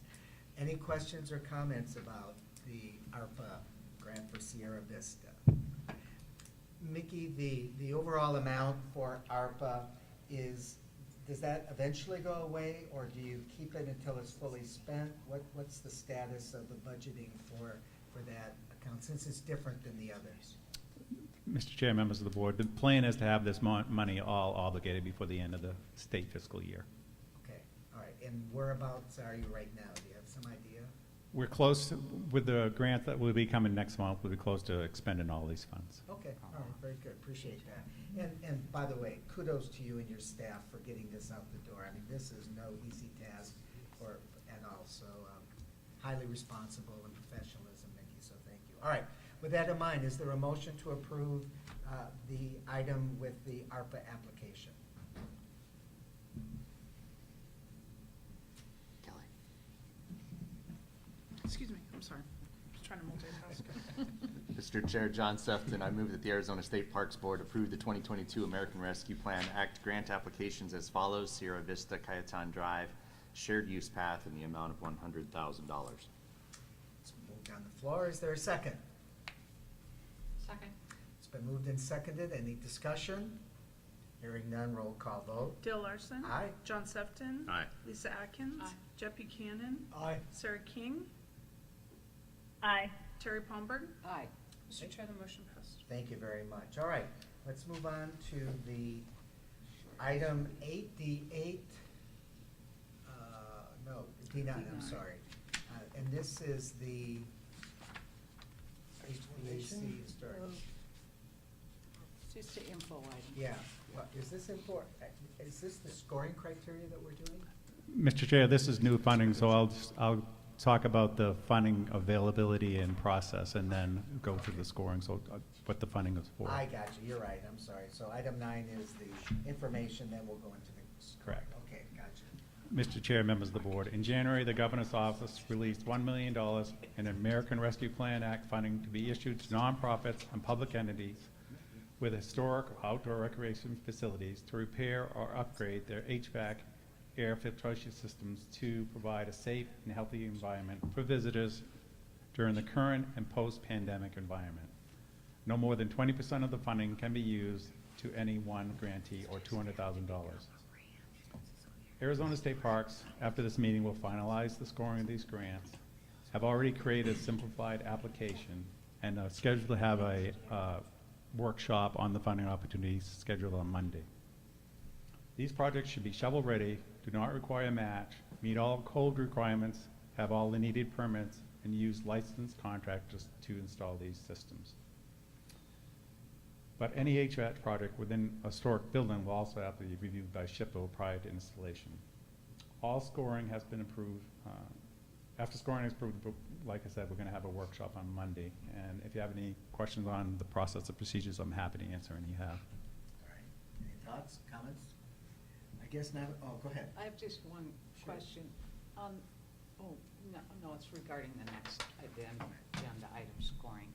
So Mickey, you mentioned shovel-ready. I assume that because this is HVAC, it's gotta be roof-ready and some other relationships too, or how does that all work? Is that all part of the same grant request to be able to improvise? Because these are not cheap fixes. Mr. Chair, members of the board, so we made several, we put out the word that this funding is available and what we find, and there's several that have plans in place to install these now and are going to use these funds to supplement installation. So there are several projects that should be coming to the board next month. Maybe the Vail post office? No, all right, so that's information item. Any comments or questions? Hearing none, now let's go into the scoring, and then I'm sure Board Member Palmer has a question with the rest of us. Thank you, Mr. Chair, members of the board. The proposed scoring was discussed between grant staff and SHPO to develop a scoring system for awarding these grants. As you can see, the scoring is higher for systems if they're in rural Arizona as opposed to Arizona, urban Arizona. Project need, so if it's within an existing plan, if it's shovel-ready, if it protects the resources, those are what we're looking for, project need. Public benefit, if it's statewide, regional, or local. If it's within a qualified census tract. If they have a detailed design and budget, they get extra points. If they have a timeline for installation of 1 year or less. Administrative performance be part of the scoring, and workshop attendance would be part of the scoring. So with that, staff and AORC recommended this scoring be approved. And I'd be happy to answer the questions you have. Board Member Buchanan, then Palmer. So, Mickey, two questions. First of all, on the location, rural, urban, I think what you said, but it just says 20 points. So within 20 points, what does that mean? Do you score more if you live in a rural area? A rural area will get 20 points, an urban area will get 10 points. So it's Okay. focused to rural areas. And then workshop attendance, I'm assuming that, are you offering that online? Yes, on Okay. Monday. All right. As a Jerry? follow-up to that, I have a question. How are you defining rural? 50,000 people or less. Thank you. And Vice then, Chair Septon. is there also a match requirement? Did I There is miss no that? match requirement. No match requirement. No. Okay. Any other comments or questions? Is this fairly consistent with your other scoring criteria? I know it's not apples and apples here with what you do with the off-road vehicles and the others, but is it somewhat consistent? Because we find, as you've told, that there are items that score low, but there's a heavy need. Is that possibility going to be with this, or are you really looking at the scoring here as much more directly related to the kinds of project that'll have high scores? That's what we're looking at. All right. Mr. Chair, sorry, Mickey, one other question. What's a public benefit? How do you score that? Mr. Chair and members of the board, it depends who uses the building. So if there's statewide users that come to these buildings and use these buildings, they get a higher score than those that just used at the local community. Okay, any other questions? So if it's open to the public or just, well, Well, just to follow up on that question then, so a private concern could apply for these funds? Mr. Chair, members of the board, if it's a historic building, yes, they could apply for these funds. But there would have to be a public good relationship to it in order for the public's financing to take effect. Correct. Good luck in defining that, by the Yeah, way. 'cause you could I have. was gonna say, I'm sorry, Mr. Chair. No, go ahead, State Land Commissioner. Who doesn't know anything about buildings. So I have I took an old building, I'm renovating it for my private business, up to the standards to get the tax relief for the historic building. So where does that fit in all this? Is that the public benefit? I'm trying to understand what, I'm just, sorry. No. well, on the heels of that, so if we're really gonna, in the future, have these ranches that are now historic in nature, will they be able to apply to put AC and upgrades into their ranches? If they're a public, Mr. Chair, Member Palmer, if they're a public that are using this building, yes. If there are no public, they're not going to get any points. It wouldn't score very well.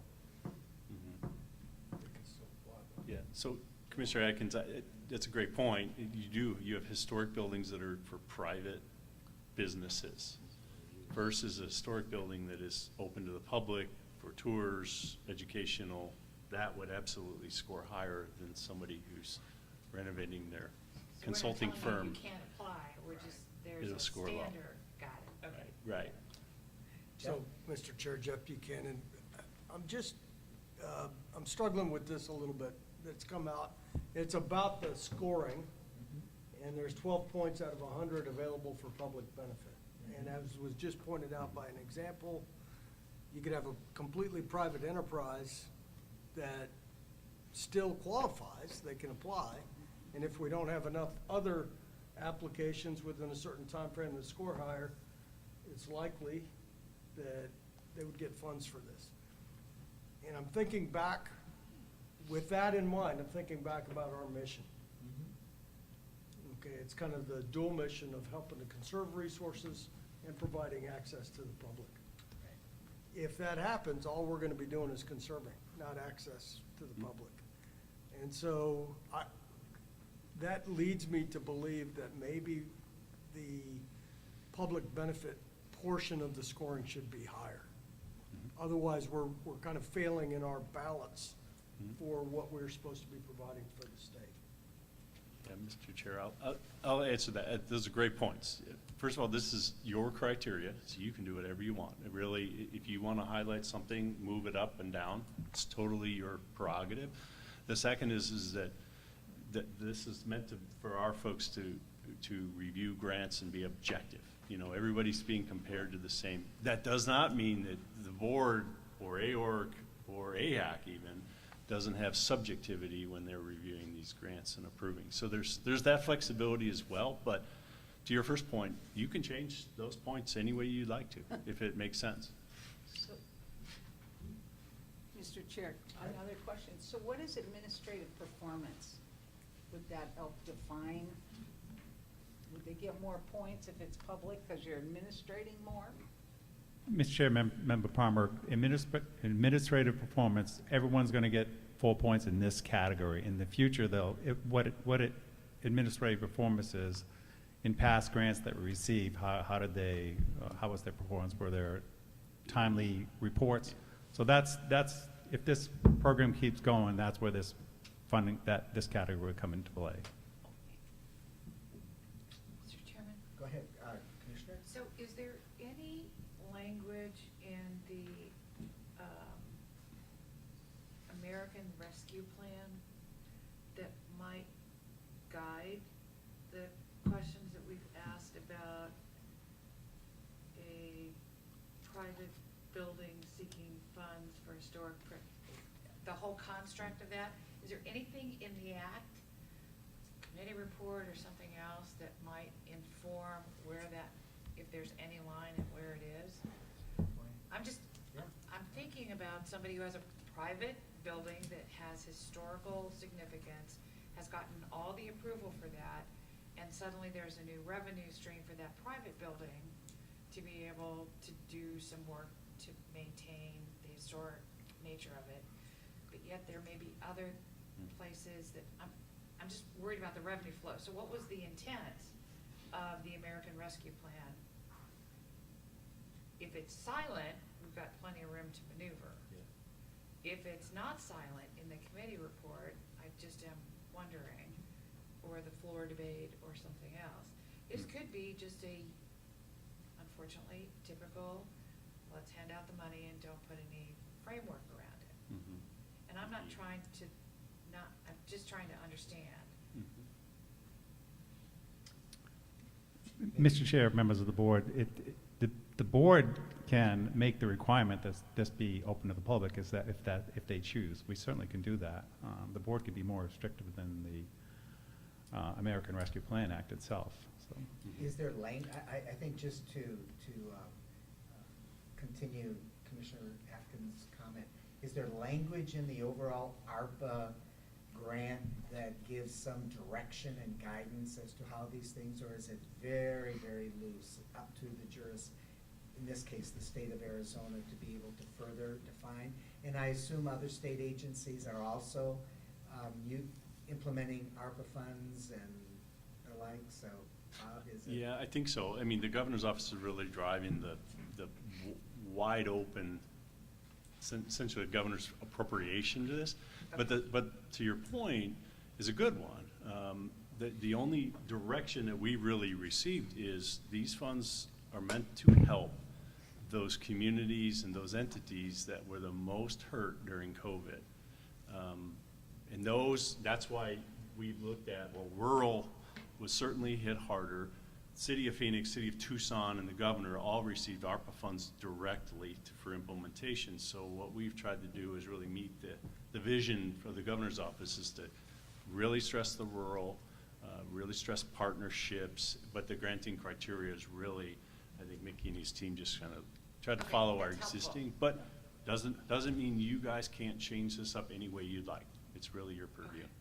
Mr. Chair, members of the board, I forgot to mention that all these projects, before they come to the board, go to the governor's office. So they have to be the first approver of these projects. That helps. And they review, Okay. yeah. I was just, along those lines, Mickey, it's coming then from the governor's office to us. There's no other state agencies that are gonna be approving grants for HVAC For the improvement type vehicle, stuff. for the. Yeah. Okay. Correct. Yeah.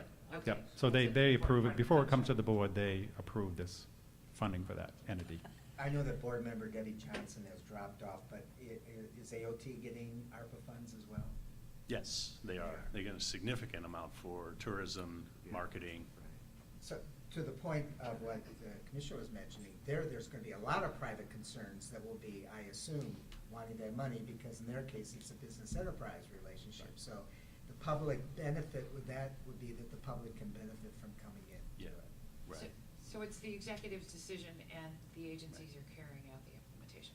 Okay, I missed that part. Exactly. No, that's, Yeah. I'm glad you mentioned that. It was really, during COVID, a lot of the historic, open to the public, foundation-driven county, city were shut down.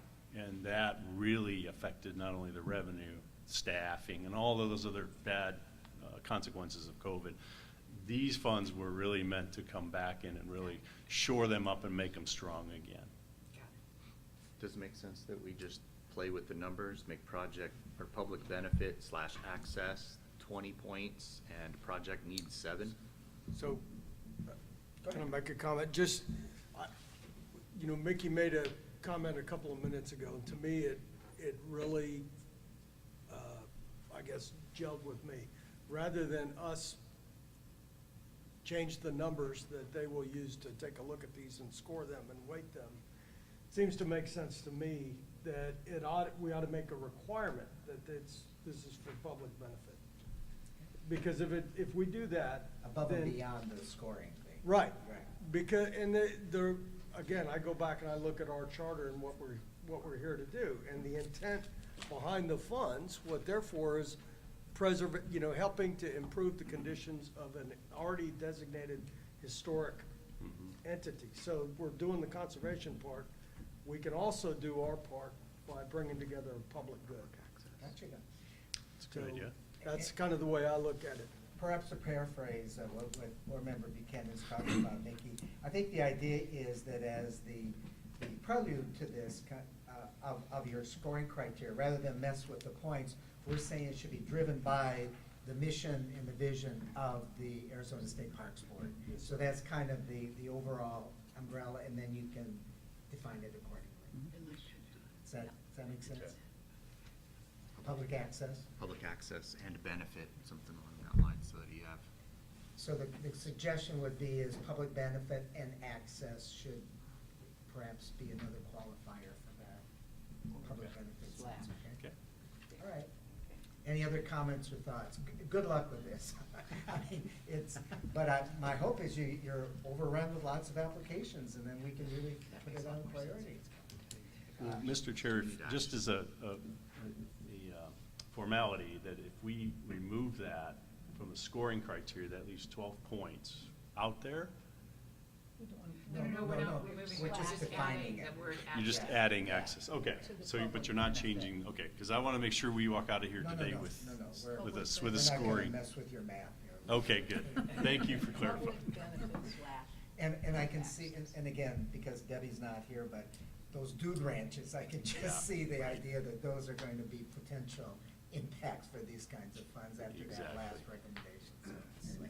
All right, is there a motion to approve the criteria with the caveat? And perhaps you can put that into the motion that the board's mission and vision will be used as an introduction to the scoring criteria. Mr. Chair, Jeff Buchanan, I move that Arizona State Parks Board approve the scoring criteria with the caveat that our board mission and vision are incorporated as guidance for any project approved through this plan. For the American Rescue Plan Act, HVAC grant scoring criteria as presented by Mickey Rogers. Thank you. Is there a second? Terry Palmberg, I'll second. It's been moved and seconded. Is there further conversation? Hearing none, roll call vote. Dale Larson. Aye. John Sefton. Aye. Lisa Atkins. Aye. Jeff Buchanan. Aye. Sarah King. Aye. Terry Palmberg. Aye. Mr. Chair, the motion passed. Thank you very much. And Mikey and Matt, again, thank you for all the good work on that. That's great. And for those of our staff to do these other parts, thank you for your patience in with us. So I'd like to make sure that Catherine Richards is coming up to talk about the volunteer program. Thank you, Catherine, for being with us.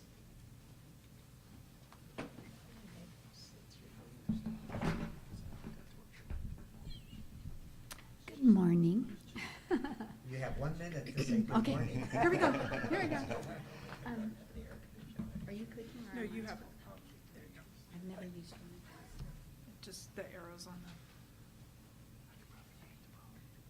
Wish me luck. Okay. Good luck.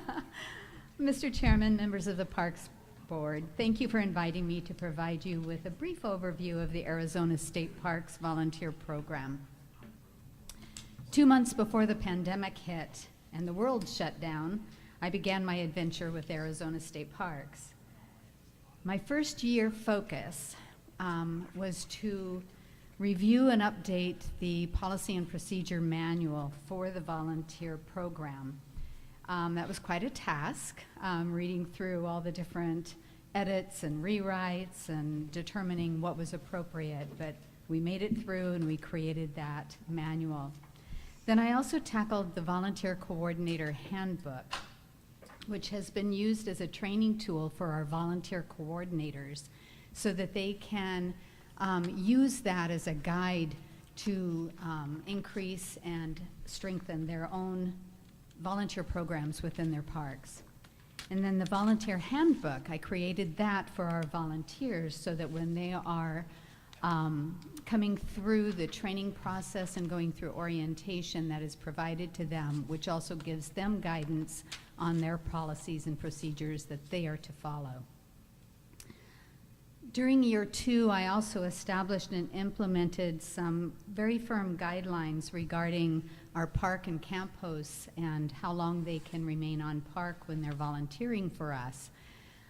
There was some discussion about that before I ever started, and so I really reviewed our policy and determined that a 6-month time frame, especially for our longer seasons, our winter spring seasons, was appropriate for them to reside on park, but then that they needed to leave our park, that particular park, for a 4-month period of time. That's a leave of absence, a hiatus away from that particular park. Then they can also return back to that park after that 4-month hiatus. That way they're not establishing residency. And that has worked out really well. It's been interesting over the last year. We've had several of our volunteers, our camp hosts, who have then determined during that 4-month break to go to a different park within our agency instead of leaving the state.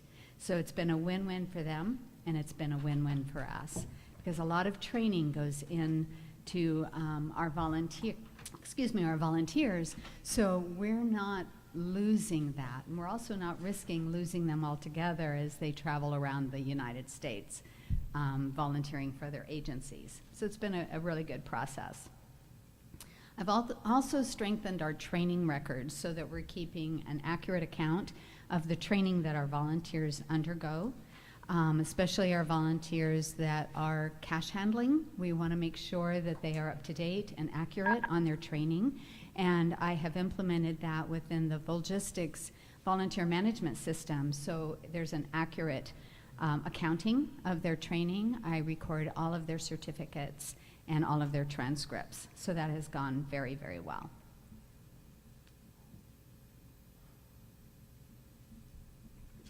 So this slide is determining the volunteer service hours that are provided by our volunteers, and also that volunteer financial value associated with those service hours.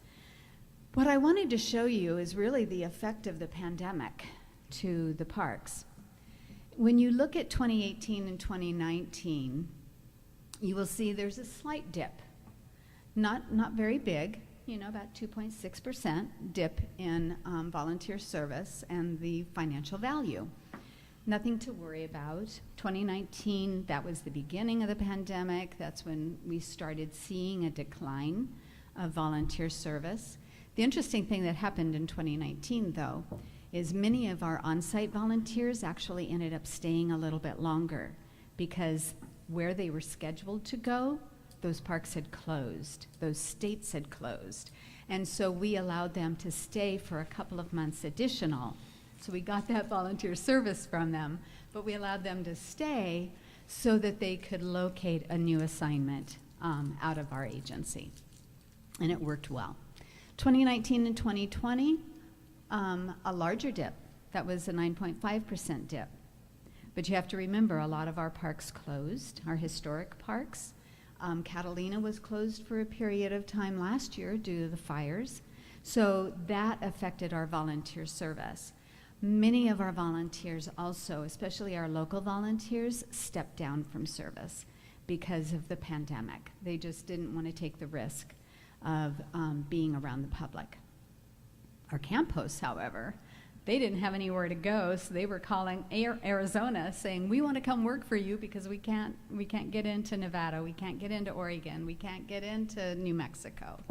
So we had a whole lot of applications that in some instances we couldn't even fill.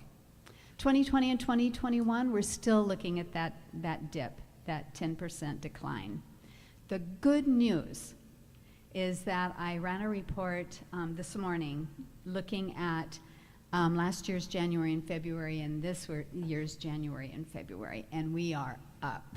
We're up very well.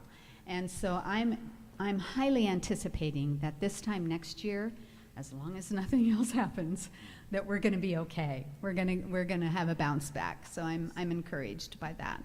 And more of our volunteers are returning now, so it's very exciting. And that's what I think about our stats. Just throw this away and let's move forward. Who are our volunteers? They are a very diverse, unique group of folks. They come from all walks of life, very different ethnic backgrounds, culturally different, philosophically, politically. Of course, that creates a lot of conflict sometimes, but they bring a lot to the table. They bring a lot of unique gifts for us. We have rangers, retail sales, landscapers, trail maintenance experts, students, medical professionals, doctors, nurses, physical therapists, EMTs, law enforcement, firefighters, search and rescue, teachers, homemakers, mechanics, electricians, former military, artists, photographers, naturalists. It's amazing the amount of skill set that we bring to Arizona State Parks with our volunteers. It's really fascinating. And if you go out to the parks, search out our volunteers, find out their backgrounds. It's fascinating, and they love to share. So what I'm looking at here is we have currently 517 active volunteers participating in our parks. We also have 249 who are on leave of absence. So leave of absence means They may have volunteered at one of our parks, and now they're on that 4-month leave, maybe a little bit longer, but they're scheduled to return. So we put them on leave of absence because we know they're coming back. The other portion of that is our volunteers who are on leave of absence, but maybe that's for personal reasons, also for the pandemic. Maybe it's for just a short period of time, but they're all anticipated or scheduled to return. 53, that means that's how many groups we have who volunteer for Arizona State Parks currently. That fluctuates. It depends upon it can depend upon the day on how many groups we have, but currently we have 53 who are plugged in and actively volunteer for us. We have 12 individuals who are under the age of 18 who volunteer for us. Our youngest volunteer is 7. Our oldest volunteer is 90, and the average age for our volunteers is 65. As you can well imagine, most of our volunteers are our retirees. 51% of our volunteers are male and 49% are female. I found it interesting that it's almost 50-50. It's kind of interesting. And this I found interesting too. I was expecting this to be flipped. 56% of our volunteers are our local volunteers. I thought it would be the reverse. I thought it would be our camp hosts, but only 43% are our on-site volunteers. So we have a really strong foundation for our local volunteers, which is very encouraging. And this year, many of our parks are really recruiting for local volunteers in areas where it's been really hard to recruit. Our West Coast parks, Lake Havasu, Buckskin Mountain, those parks over there, it's really hard to recruit for them in the summertime because it's so hard, so hot. So they are actively recruiting, and we're getting our locals to come on board. So it's exciting. The scope of service provided. The duties assigned to our volunteers are just as diverse as they are. And that intrinsic value of the service they provide is immeasurable. It's almost impossible to put a number to that. Our volunteers are knowledgeable and well-trained. They perform tram operations. They do tour guides. They share park knowledge with our guests and information and provide excellent customer service. These are our advocates. They're out there dealing with the public on a day-to-day basis. Our volunteers are also welcoming.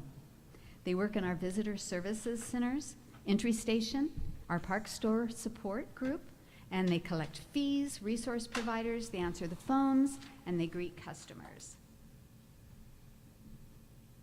They are oftentimes the first people you see when you enter a park. They are great communicators. Many of our volunteers participate in interpretive services. They are instructors, presenters, they do bird walks, they do nature hikes, they work in our nature programs. They are subject matter experts. Our volunteers are very willing to get down and get dirty.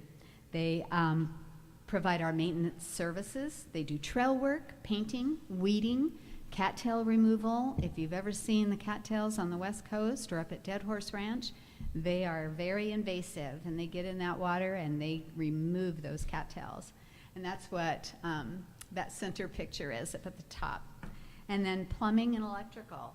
Whatever mechanics they have in their background, we utilize that. They're amazing. Carpentry is another one. Our volunteers are very skilled. It's amazing when you go to the parks and you see some of our gardens. Many of those are taken care of by master gardeners, arborists, gardening experts, and they love what they do. We oftentimes have to say, it's time to go. Time to go home. History buffs. I tell you, that and thespians. They love to dress up, and they are our historians. They deal a lot with the public, and they do presentations. They do reenactments. The gentleman in the Native American garb, he is actually a descendant of Geronimo, and he volunteers at Fort Verde. If you ever get to hear his presentation, it's very interesting because you will hear from his perspective the history related to his tribe. Our volunteers are hard workers, not afraid to get a little dirty and a little sweaty. They do trail recovery, especially with our flooding and our fires. They clean the trails, they build and repair bridges, but they also are a group that we have to say, okay, you've done your 5 hours, you know, go home, come back tomorrow, you're done for the day. That's true with most of our volunteers. Event participants. Many of our parks hold events that then draw in the locals. And so our volunteers will step up and they'll participate in those specific events. These pictures are actually taken a couple of years ago from the Apple Festival in Sedona, and Slide Rock participates in that festival. And so these are some pictures of some of the volunteers participating in the apple picking. They are our eyes and our ears. Our rangers can't be everywhere all the time. And so our park and camp hosts provide that service for our rangers. They share resources, they serve as our welcoming committee, they communicate park rules and regulations, they do not enforce them. We're very careful about that. What they do is they instruct our guests about the park rules and regulations, and then if they see somebody in violation of that, they contact the ranger and let the ranger handle it. They collect fees, they sell firewood, clean bathrooms, and one thing I hear a lot about is how clean our bathrooms are compared to other states. So I'm very proud of our volunteers. And they serve a minimum of 20 hours per week. And you can tell by their smiles, they're happy to do it. And they work very hard. You might know this group. This is our family camp out folks. They are our educators. Louis does a wonderful job with his team of 15 volunteers. They train and educate our citizens on the fine art of tent camping, the do's and don'ts. They actually are educating our future campers, and it's an amazing program. That's something too I would encourage you, if you ever have the opportunity to find out what the scheduling is, which I can help you with, to go out and join them. Join them for just part of a day and learn what they do. It's really fascinating. And then our volunteers are service-minded. These are pictures of some of the groups that have come out to help on site at our parks. And they are coming from corporations, from churches, from youth groups, schools, banks, families, nonprofits. They come out on a periodic timetable, some once, some maybe they come out every 3 months. It just depends upon what their need is and what the need of the park is. But they have done a wonderful job, and the beautiful thing about it is they pitch in where we can't get to those tasks. So they're very vital and important to our program. In October of 2021, we held our first annual volunteer coordinator retreat, and it was such fun and such success that we're going to hold our second. And hopefully that's going to be at the end of this summer. The purpose of the retreat, what I noticed when I first came on board was that our volunteer coordinators kind of were living in silos. They didn't know one another. They didn't think of the volunteer program as a team unit. And I wanted to fix that. And so I thought the best way to do that is to bring them together, introduce them to each other, let them learn from one another. We have a lot of volunteer coordinators who have a lot of experience, and then we have a lot that are new to doing this.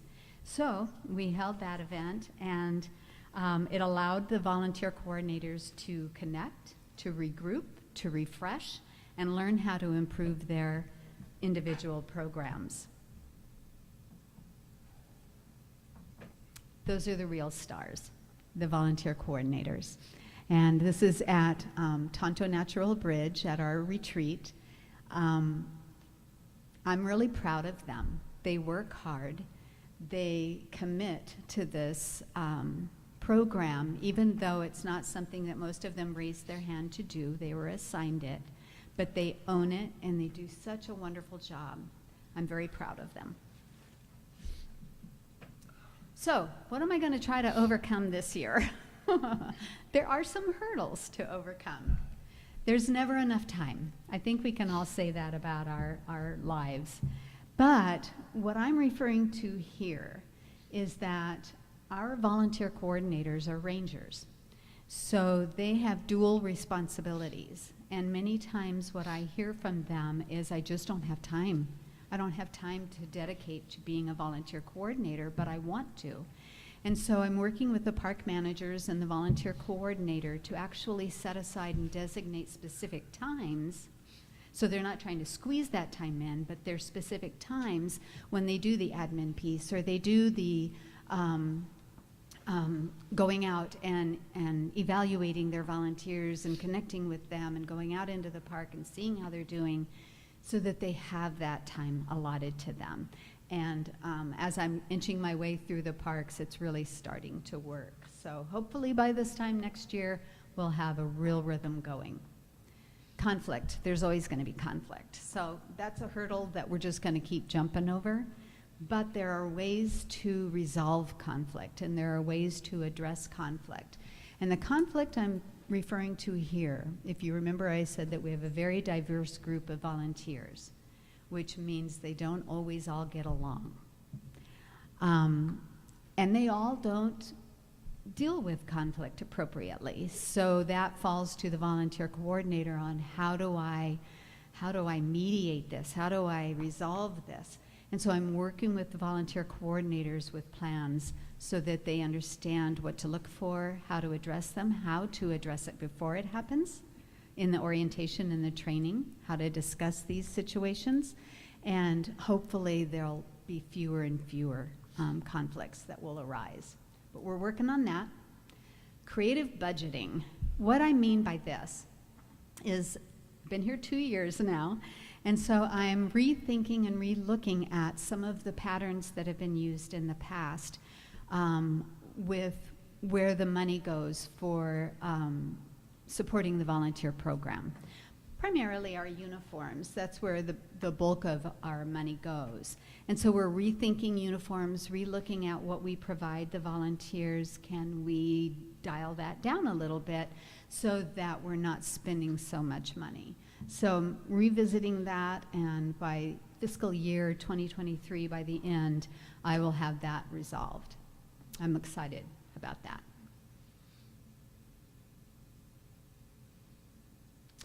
So, I have one more thing. Arizona State Parks is really blessed to have some of the most committed and dedicated volunteers that I've seen in my 18 years of volunteer management. I'm extremely proud of them, and without them, we would be hard-pressed to accomplish all that we do. Mr. Chairman and members of the Parks Board, thank you again for allowing me to share what I love, the volunteer program. I really appreciate it. Thank you. Comments, questions from the board? Yes, Jeff, go ahead. Sorry, I keep jumping in here. I've got a question, and it may generate a follow-on. So are volunteers covered with state resources for liability? Yes, as long as they are on the job, you know, they're performing a duty, then they are covered by the state liability. Okay, and then here's the follow-on. Do they undergo background checks? Yes. Other than the 7-year-old? I mean, I'm not, okay. You know, yeah, I probably wouldn't run it on the 7-year-old, but I do on youth. Right. You know, they're 13 years old. I'm gonna run a background. I used to be the volunteer program manager for a sheriff's office, and we had a cadet program, and so we had our cadets, and they were 12, 13, 14 years old, and I was kind of surprised what I found running their backgrounds. So it's important. I'm a volunteer deputy, and I couldn't do law enforcement without protection from the county attorney. That's very true. Very true. Other questions, comments? Terry? One quick question, Catherine, thanks for the information. I know that the Rangers don't have time to be the coordinator of the volunteer program because they're torn in so many directions. Are they specifically hired to those positions? Do you interview the staff at each park, or is it whoever has an interest in it? I don't. The park manager is in charge of hiring the staff, but I know that Catalina was very specific on the hiring of their last volunteer coordinator ranger, and his primary duties are volunteer coordinator, and that's because they have the bulk of our volunteers. They have a big volunteer program, but everybody else, it's usually a position that is assigned to them, and they are doing both roles. So it's difficult, but the beauty of it is that the park managers know this, they know the difficulty of it, and they are willing to work with me so that I can help schedule those times. Give them 2 hours every Tuesday morning so that they can do the admin, you know, and schedule a certain amount of time so that they can go out, touch base, especially with the on-site volunteers. They'll see the volunteers who are in the visitor center much more frequently, but it's really easy to lose contact with those who are living on site. So fortunately, I've got the support of the park managers in that, so it's really, really wonderful, because I have worked in places where I haven't had that. So it's really nice. Good, thank you. Anything else? Go ahead. You know what, one of the things of putting an accent on the importance of it, you had a slide up there that represented the over $5 million in value. And in my experience in touring the different parks, in the summer of 20 at Full Hollow Lake, right after pandemic hit and all the fuss, but that core of volunteers were absolutely amazing. And when they came together in the morning, they did their huddles, and good communication from the staff that were on site, and throughout the system, it's always evident. And so it's great to have you as an overall program administrator and supporting the staff, then the rangers. And it is something that, in recognizing that when a manager has the capacity to make it an important role of volunteer management, it is a job, it is a skill set, and it is extremely important. Thank you. Thank you. I appreciate that. Thank you. Catherine, again, I join our cohort here in congratulating you and the volunteers for this incredibly important service. Just quick couple questions. First of all, your retreat that you plan to have at the end of summer, please let us know when and where, and maybe you'll have the opportunity for one or several of us to be able to join you and be able to extend our courteous congratulations to the volunteers. I would love that, Chairman. So please let us know that. Also, how do you recognize the volunteers then for their good work? Do they get certificates? Do they get, past, what is it that they get, if anything, outside of the altruism of They do. doing it? They actually get ongoing recognition from, the volunteer coordinators are wonderful on their parks. So they're always getting ongoing recognition. But each park, during whatever season, will hold a volunteer recognition event for their volunteers towards the conclusion of that season. They're happening right now. As a matter of fact, Picacho Peak is holding one this Saturday. And they're doing a little barbecue cookout, and they're gonna, give them their awards. And their service awards are based on their hours. So they basically start at 60 hours, and we give the volunteers an Arizona State Day Use Park Pass. And so once they've achieved that 60-hour mark, they get that pass, and it's good for a year. And then they go up from there up to 250 to 500, but we have different all the way up to 10,000. And then inserted in the middle of that, and I'm sorry I didn't even think about including that, I'm so sorry, are pins that we give for the amount of hours that they get. So it might be that they get a 500-hour pin. I know that at 250 they get a license plate holder that says Arizona State Parks Volunteer. Oh, gosh, I wonder why I did that. a little bit of promotion. And then we have flashlights that we give them that are USB flashlights, little power banks. We have this beautiful flask set. It's a wine set at 7,500 hours that they get that has 2 flasks and then a beautiful wine decanter for camping. I mean, it's strictly a camping type, but it's really beautiful. We give them personalized jackets, personalized vests, personalized backpacks. It just depends upon what hour level they get, but we definitely reward our volunteers. I would much rather have any money that I have go to recognizing our volunteers rather than the uniforms. No, I'm sure you did. Yeah. You're And they professionals. do a great job. Yeah. The coordinators do a great job recognizing them. Well, thank you again very much for coming. you. and doing Thank you that. for having me. I really appreciate it. Thank you. All right. Thank you all again for your patience. I think next up we have what's been on the news here recently that I've seen in terms of this new reservation system that Kevin is taking full responsibility for, and that there's not going to be any problems or challenges. I didn't know that was happening. Oh.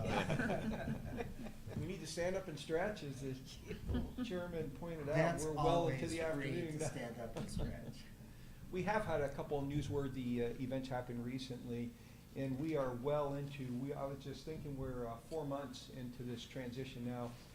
The contract was signed back in mid-November, I believe, when we started into this. We have a tremendous program manager, Linda Caldwell, who is driving us, and there are a lot of busy people that are doing a lot of work in addition to their regular jobs right now to try to make this happen. A couple things that happened. One is in early February, just before the last board meeting, we had a notification that US eDirect, who is our new contracted service provider for the reservation system, was acquired by a corporation called Tyler Technologies. Tyler Technologies is a $1.1 billion digital government solutions company. The one thing I learned during our RFP process with the looking for a new reservation system provider is that it's a pretty small community, and these are really relatively small companies. And Tyler Technologies takeover, they have set up a separate outdoor recreation division now within their company. They do software solutions for tax collections, record keeping and management, utility billing, financial management, administrative responsibilities, property appraisals, just about everything that you can think that happens in a government entity. They are doing financial solutions for, doing software solutions for. To us, the most important thing is that there's no impact to the US eDirect leadership. We really need stable leadership as we're going through the transition period, especially. There's no change to their operations or to the reservation systems implementation timeframe. So really important to us. They do, in fact, bring to these relatively smaller companies, and US eDirect included, a significant amount of financial stability and as well as personnel resources. So there's some upside to that for us as well.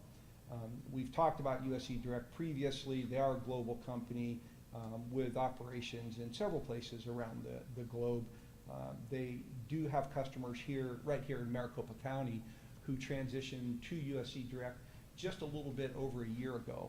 One of Maricopa County's previous employees, Dave Jordan, is now our Northern Region Manager, and so we have him on board. He's been able to give us some insights as to what some of the hiccups and the road bumps are that we're going to face as we go through this transition. So that's been really helpful for us as well.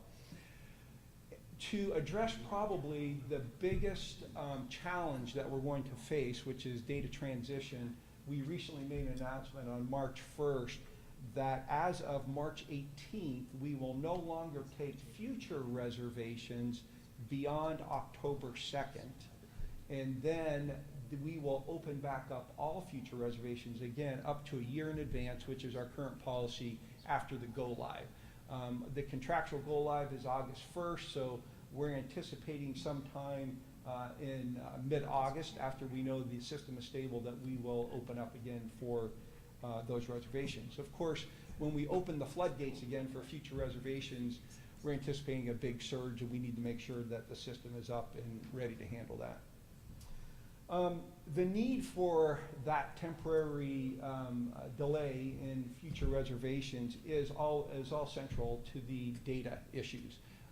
The majority of the critical data that we're going to try to transfer is live reservations. We don't have a way to measure this exactly, but my estimate, based on what I've seen, is that any given month that we have, the revenue that we are receiving in any given month is 70 to 90% for future month reservation dates. So we are driving already at this point. We have future reservations beyond the summer period of over 20,000 reservations. Those are all records that are going to have to be transferred from our current system to the new one.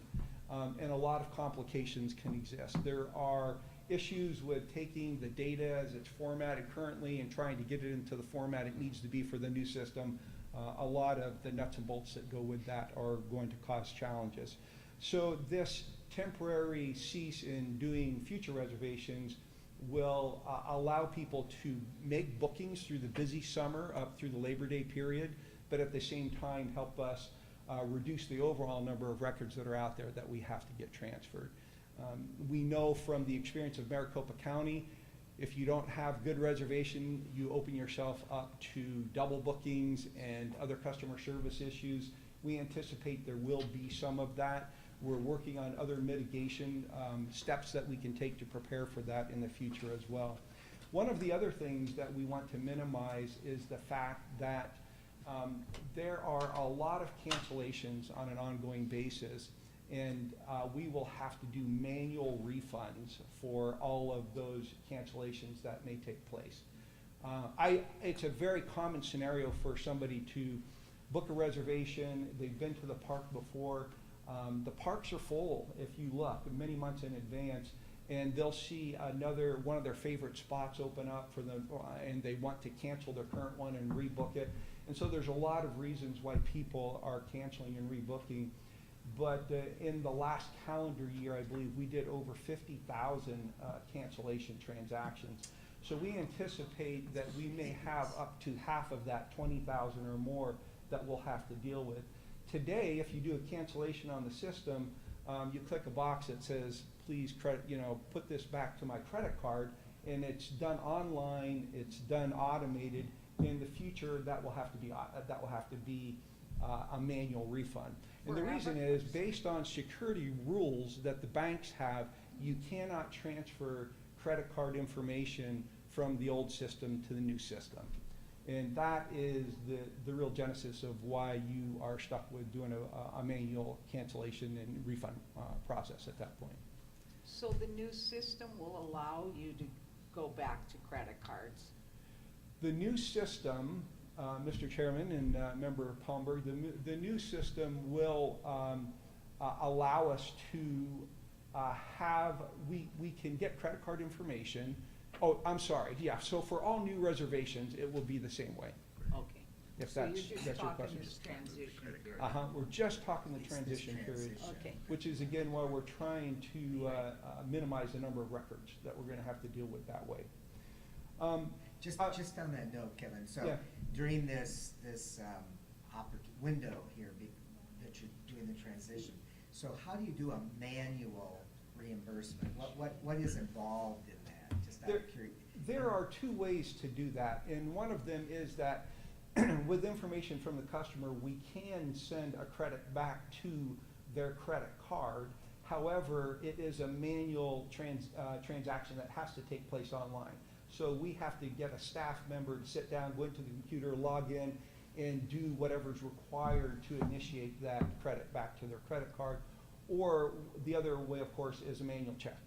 And so we have a process whereby we work with the Treasury Department for different reasons of other refunds that we do today. And there, again, are online forms that we have to fill out, send it to the Treasury Department, they issue the checks, and we send them out. to the customer. How many people do you have on staff doing those kinds of reimbursements? We have a fiscal team today of probably, we probably have 4 or 5 of them that intermittently work on that type of transaction. It's not a high volume item today. We have already determined as one of our mitigation steps that we will go hire a staff person just to concentrate on that process. We'll share it across the other fiscal team members, but we will have at least one person that's dedicated to that. And all of this is on the website now to let people know that this is going to happen. It is. Again, starting, I believe our Public Information Office issued that on March 1st, a press release. I saw it on network news that evening on our local affiliated station. So it's out there. The other impact of having this temporary ceasing the future reservations is we will see a decrease in what I'm going to call deferred revenue. Because any given month you have 70 to 90% of your revenue coming from future months, as we get closer and closer to that go live date, we're going to see a decrease in the monthly revenue that we're taking in. We should recapture most of that. There is a potential that some people may not choose to rebook, but I believe that the majority of that's going to come back as soon as we open the future reservation period again, that we'll recapture the majority, if not all of that revenue. There are plenty of people who would love to book our parks later and at the last minute and may just be happy to go in and find out that they've got an opportunity that they have not had previously. But that impact, again, with some limited information that we have, I've modeled this, and I think that we could see a decrease over the next 4 to 5 months of $2.5 to $3 million. An average month for us is right around $2 million. Our annual receipts are around $22 million currently at our parks for user fees, camping, cabins, and so forth. So we're gearing up to deal with all of those issues as they come forward. Kevin, just a yes, quick question on that projection. How does that impact budget for fiscal year? I mean, Thank you for asking Are we going to that. be able to regain what we need back before the end of the fiscal year, or is it going to cause a different? Yeah, we currently have an appropriation out of our state park revenue fund of around $16 million a year, and we currently have a cash balance in there of over 30 to 35 million. So we really have a good buffer in there. As you watch the executive budget get rolled out through this legislative session, if you were to look in there, you'll see detail where the executive budget is proposing that we spend a significant amount of our current buffer on capital projects, which we welcome and would like to do to use those funds. But we are working to make sure that we have cash models in place that are making sure that we'll have the cash flow that we need for operations. We still have a good buffer there to take care of that. Mr. Chairman, Kevin, aren't we talking about the suspension of the system and the transition all in a different fiscal year, though? It is, so, but again, the revenue impact is gonna take place all the way up through there. Right, but you're not moving columns in 2 different fiscal years. Correct. Which is good, so you've got some You're control correct. over that. Yeah. Out of that, out That's of what I'm projecting could be $2.5 to $3 million revenue deferral. About 70% of that is through this current fiscal year, in fiscal year 22, and then the recapture is going to happen in fiscal year 23. So, but from a strictly cash standpoint, as Chairman Buchanan brought up, we're in a good place. We have what we need to take care of that. Overall, right now, the implementations is we have challenges around the data. We're continuing to work that, and everybody is engaged. I included on the last chart just some of the highlights that we had talked about before. Some of the items that we really need in here are our inventory management system, which is going to be huge. It will help us with all of our retail throughout the state and all of our parks. Notification Dynamics is a great feature that's going to help us with sending out renewal reminders, registration reminders. It will help us with customer information preferences. The waiting standby list is another great feature. There are many of the features that are really operationally embedded that are going to help our park managers and the people who are doing hands-on transactions for camping. There's a lot of features now that will be click and drag versus a current type things in and try to get it recorded in that manner. So I'd be happy to address any other questions that you may have about this. Go ahead. Can I ask one? Sure. Yes. This is Lisa, go ahead. not directly related, but I got a call thinking that I would know the answer to this question, which I didn't even understand the question. This has to do with people trying to get reservations in the probably larger, more popular parks who don't have the time to sit on the phone and redial the number. If there's ever been a consideration of having a surcharge or the willingness for somebody to pay additional fees in order to be able to get in those very popular campgrounds on 3-day weekends when you don't have the access to be able to sit on the phone and redial the number to make the reservation or to go online. So will this system provide some equalizing opportunity for a large number of people who want to go to the same place on a 3-day weekend? That's a really that's a good question, and I'm happy to bring that up with our with Director Broscheid. It's really a policy issue that they could address and consider whether that has some merit for it for the general public. Good point. Very good point. Mr. Chair, Sarah? I apologize for not knowing this. Is there a cancellation fee associated with these people that make a reservation months in advance and then cancel it? There is a non-refundable reservation fee, but it's been pretty minimal. It's been $5, and so we have in fact been looking at cancellation policies for the other counties around us, and as well as National Forest Service. And I know that Mark Weiss, our Assistant Director of Operations, is working with the with our director on that issue as well to address policies around fee schedule. And if there were something of that nature to be implemented, it would probably take place in the same time frame with the new system coming online. Well, I hope we do it based on a percentage. If they want to stay 6 months and you charge them $5, Right. they've booked the whole thing. Right. It's not right. Right. That'll Thank help you. that deferral of revenue too. Right. Any other questions or comments? This is exciting, but obviously you're gearing up for a lot of problems with this, so fingers crossed everything's gonna work well. There's Challenges, no not such problems. There's no no such thing as luck, right? I mean, it requires we're trying to anticipate every issue that can arise and doing everything we can to mitigate it. I will say it is interesting as we go through this transition also, it's an extremely complex contract that we're addressing as well. And one of the first stages of this is going through with a new vendor and going through a requirement acceptance process of looking at each requirement that was itemized in the contract and making sure there's a clear understanding on both sides. So I just wanted to let you know that our state procurement office is deeply involved in this. It's a very structured process. They have been from the very beginning. They took us through a really complex, almost a year-long RFP process to go through this. They are very good at making sure that we are comprehensively compliant with every policy that the state has, every statute that they have.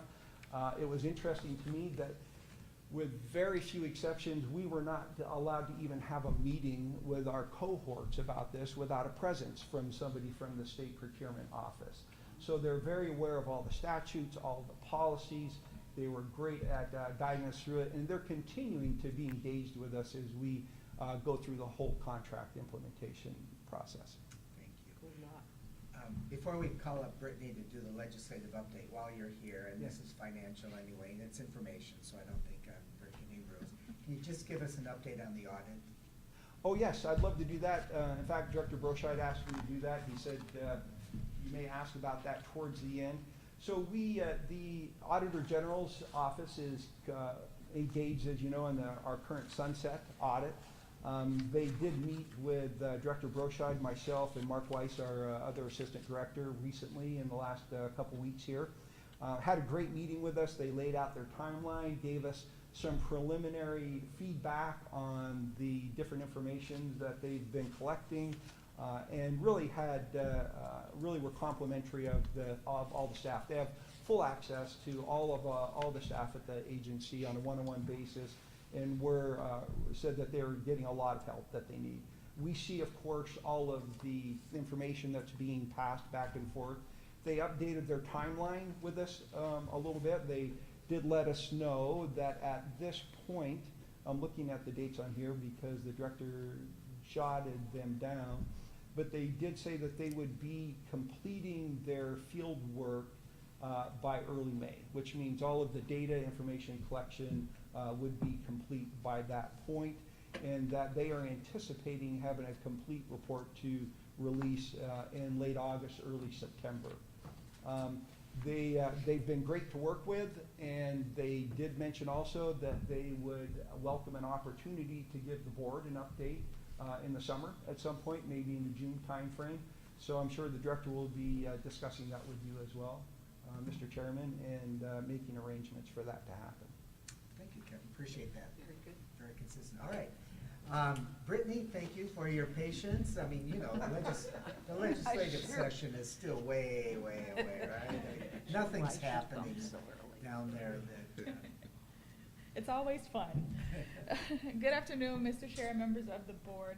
I won't be before you long. I know that I send out a summary before every meeting. Mm-hmm. So it's a lot of the bills are the same, excuse me, but I'll just go through the ones that are really important for our agency and for the board. So I'll just start with the first one, House Bill 2038, State Lake Improvement Fund. I just wanted to give an update.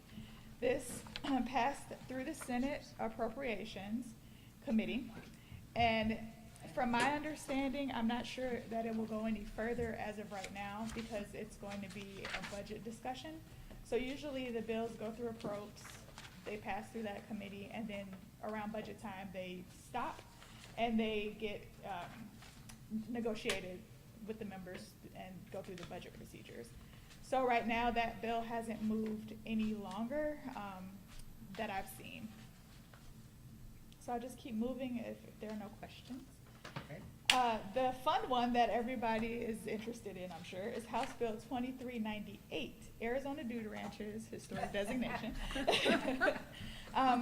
This bill is still moving. What I was able to do was remove the requirement. I was able to get the bill amended to remove the requirement that our agency and our board market and promote materials to map the dude ranches, which would alleviate some of the costs and things, and the Arizona Office of Tourism has been doing that. Yeah. So I was able to get that removed, but the bill is still moving through. It passed out of the Senate Natural Resources Committee.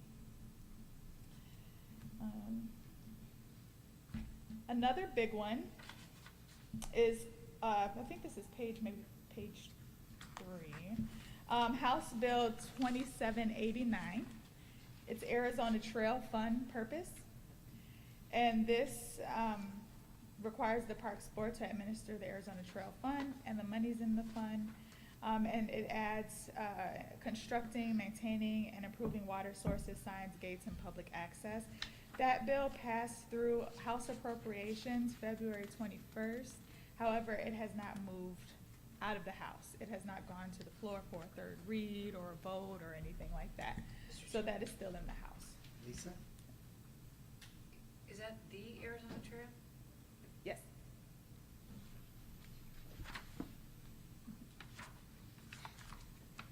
Any more questions? Start reading bills.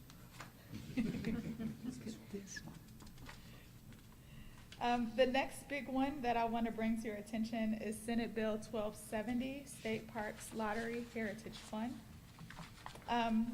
This one, it went through this week. It passed out of the Senate. And it did pass out of House Land, Agriculture, and Rural Affairs Committee and also the Appropriations Committee. So there was an amendment on this bill to change that 3 million, from 3 million to 5 million. And then whatever is left thereafter will go to our Heritage Fund. I am not sure what's going to happen with this bill. It could be a budget discussion, like it was last session, but we'll continue. I'll continue to watch it. That was just this week, right? Yes, At the yes. end, yeah. Monday, it passed out of Land, Ag, and Rural Affairs, and then Wednesday, it passed out of Appropriations in the House. The next one I'll bring to your attention, Senate Bill 1377, is that big off-highway vehicles fund bill. I just saw today that it failed in House Transportation Committee. So it passed through the Senate, got in the House. There was a tie, 6-6, so it failed. I don't know if, sometimes they can resurrect these bills and maybe put a striker on a different bill and it might go through Appropriations Committee. I'm not sure what's going to happen yet, but I will keep an eye out for this. But this one did fail, so I'll see if this will continue to go through and let you both know. Do you remember what the issues were with the failing? I do not, unfortunately. I tried to watch the video this morning and the video wasn't up yet. So I wasn't able to watch this, so when I do, I can let you know. Thank you. On that note, Brittany, the way it's described here, it says not more than 10%. Currently, it's 12%, right? So there would be a reduction. That is correct. On that, does that have a negative effect, or are you spending up to 12% on these things? Yeah, sure. So, related to that, the bill proposes that ADOT would give the full 100% to state parks. They wouldn't take 30%, so our revenues would likely actually increase. Because we wouldn't have our 30% going out to ADOT. So each agency's revenue would likely increase. So state land's gonna get more money too then? Yeah. I wouldn't. More than zero. It'll be an increase of the zero that we're getting 100% now. of zero. And Mickey and I were both listening into that transportation committee yesterday, and the concern was that 30% that ADOT would be losing, that they currently use for highway user revenue funds to maintain roadways. Which goes back to the original negotiations about who could get the money in the first place. So Yeah. it's not political at As all. far No, as I'm the- sure not, no. Yeah, and with that bill too, the land department's portion would go from 5% to 15%. That So would there- be the landowner who might be impacted by all this. Just saying. Well, good, let's see what happens to that. Apparently, right now, it's just stalled because it didn't pass through, so. Yeah.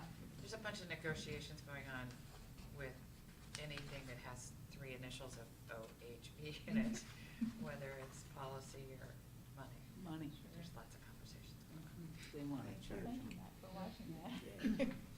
My God, they use the land. The next one I have on my list, that is our agency bill, Senate Bill 1405, State Parks Board Volunteers Fingerprinting.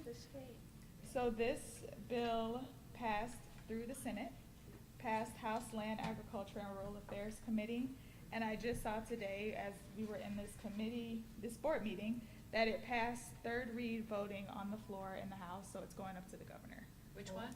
For This was Senate Bill about 1405. Fingerprinting volunteers. So volunteers who Fingerprinting. collect fees, interact with children or vulnerable adults, we are able to work with DPS and the FBI to fingerprint them. So hopefully that will get signed by the governor. Well, they're very being soon. fingerprinted now, it's just that now the way it is it'll exchange the information with the FBI, isn't that DPS really and the change? FBI. I'm not exactly sure how That's the way Catherine Catherine described it, they're background getting. checks, but they're I don't getting- know. Yeah, how does she do fingerprinting. Yeah. background checks without interfacing? That's I what I'd mean, like to know. the FBI Not is real usually important, the but- source, Yeah, so. I just mean, local this stuff. sounds good. Yeah. I hope it And goes right through. now, we can't fingerprint unless it's in statute or through executive order. So this is why we have to put this in statute, so we can fingerprint and go through DPS and the FBI. So there might be a fiscal impact of the cost, right? I mean, Oh, yeah. passing that cost on to the volunteer or the agency assuming that cost? I believe we are gonna be taking, I believe so, we're gonna be taking Yeah, it's- that cost.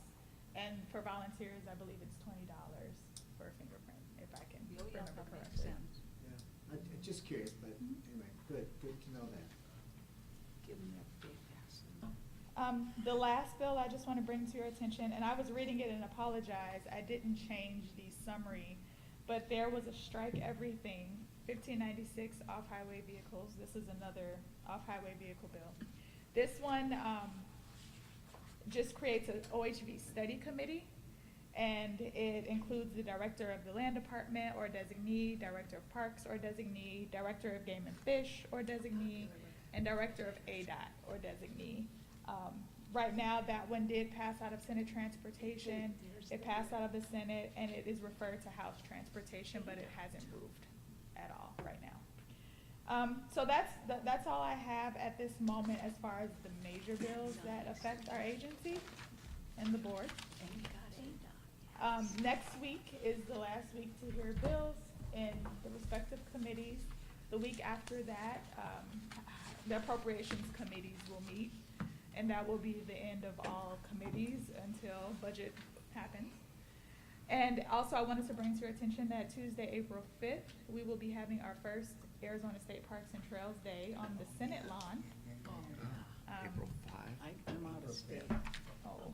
So if you guys are interested and you guys can make it, please come out. We will Was let that you like know. 11 to 1? I believe on the sheet we have 11 to 2, 11 to 2. but we'll be out there setting up earlier than Are we that. having party stuff? I believe food. Right now, we're still planning. Yeah. But I don't know. That's Are always we a having good party thing. stuff, Kelly? Food's Yeah, good. the legislators They do. come out. I don't. Oh, yeah, we're Yeah. gonna throw the ball on the goldfish thing and, you know. But give the legislators Yeah. a bratwurst or something, a lunch ticket. Well, I mean, Well, we Get have 'em a out spot, there. we have a sponsor, China.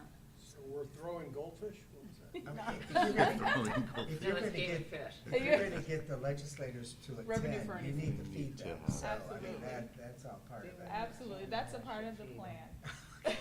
I'll send a reminder to you guys Okay, about thanks. the capital one. You know, it's just with Tuesday. all due Okay. respect, Mr. Chairman, as many of the board members that can go and Yep. maybe go talk to the legislators would be a helpful thing. So that, so that the legislators can Definitely. put a face with a name. I know, I Would go be a great to- way to support the staff. I go to ours with that other Arizona university that hasn't been promoted here today. And do we get the And- word out? And do that, and you're absolutely right. They will come down and you have to have that exchange because you'll understand. So if we can get as many of us to be there, that would be great. Terry? And Mr. Chair, all of these subcommittees, the State Trails Committee, does that board really know how important it is for them to show up? It'd be great. We should get the word out to all of our To the three. AORCs and to really get them to show up, a few of them? We That'd be can definitely do that. We need our subcommittee people there. You'll have a booth, I assume, or something that's. We gonna be will, set we'll up? be out, we have, the Senate lawn reserved, so if you go down at the legislature, it'll be on the Senate side. Okay. It's the big front lawn, and we have that entire space reserved, so we'll have tents out there and OHV and things like that, so.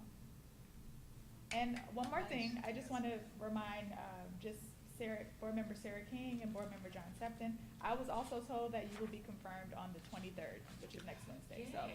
I'll keep you guys updated on that. So you're gonna In just. person? Raise In up- person. In person. All It's Senate right. committee. Nice. Brittany, thank you Thank you, for Brittany. this. All right, moving on, future agenda items, are there any items? Of course, Board Member Buchanan reminded us earlier about that and this whole notion of a summit, whatever that means, and I think that's gonna be critical. Anything else? Executive Director's Report, obviously Bob had another appointment. The only thing, and I'll blend in with the future meeting dates with this, my pledge is that either during the summer or in the early fall, we are going to move the meeting to Southeast Region and/or up to Flagstaff, or both during the period of time, to be able to get it out.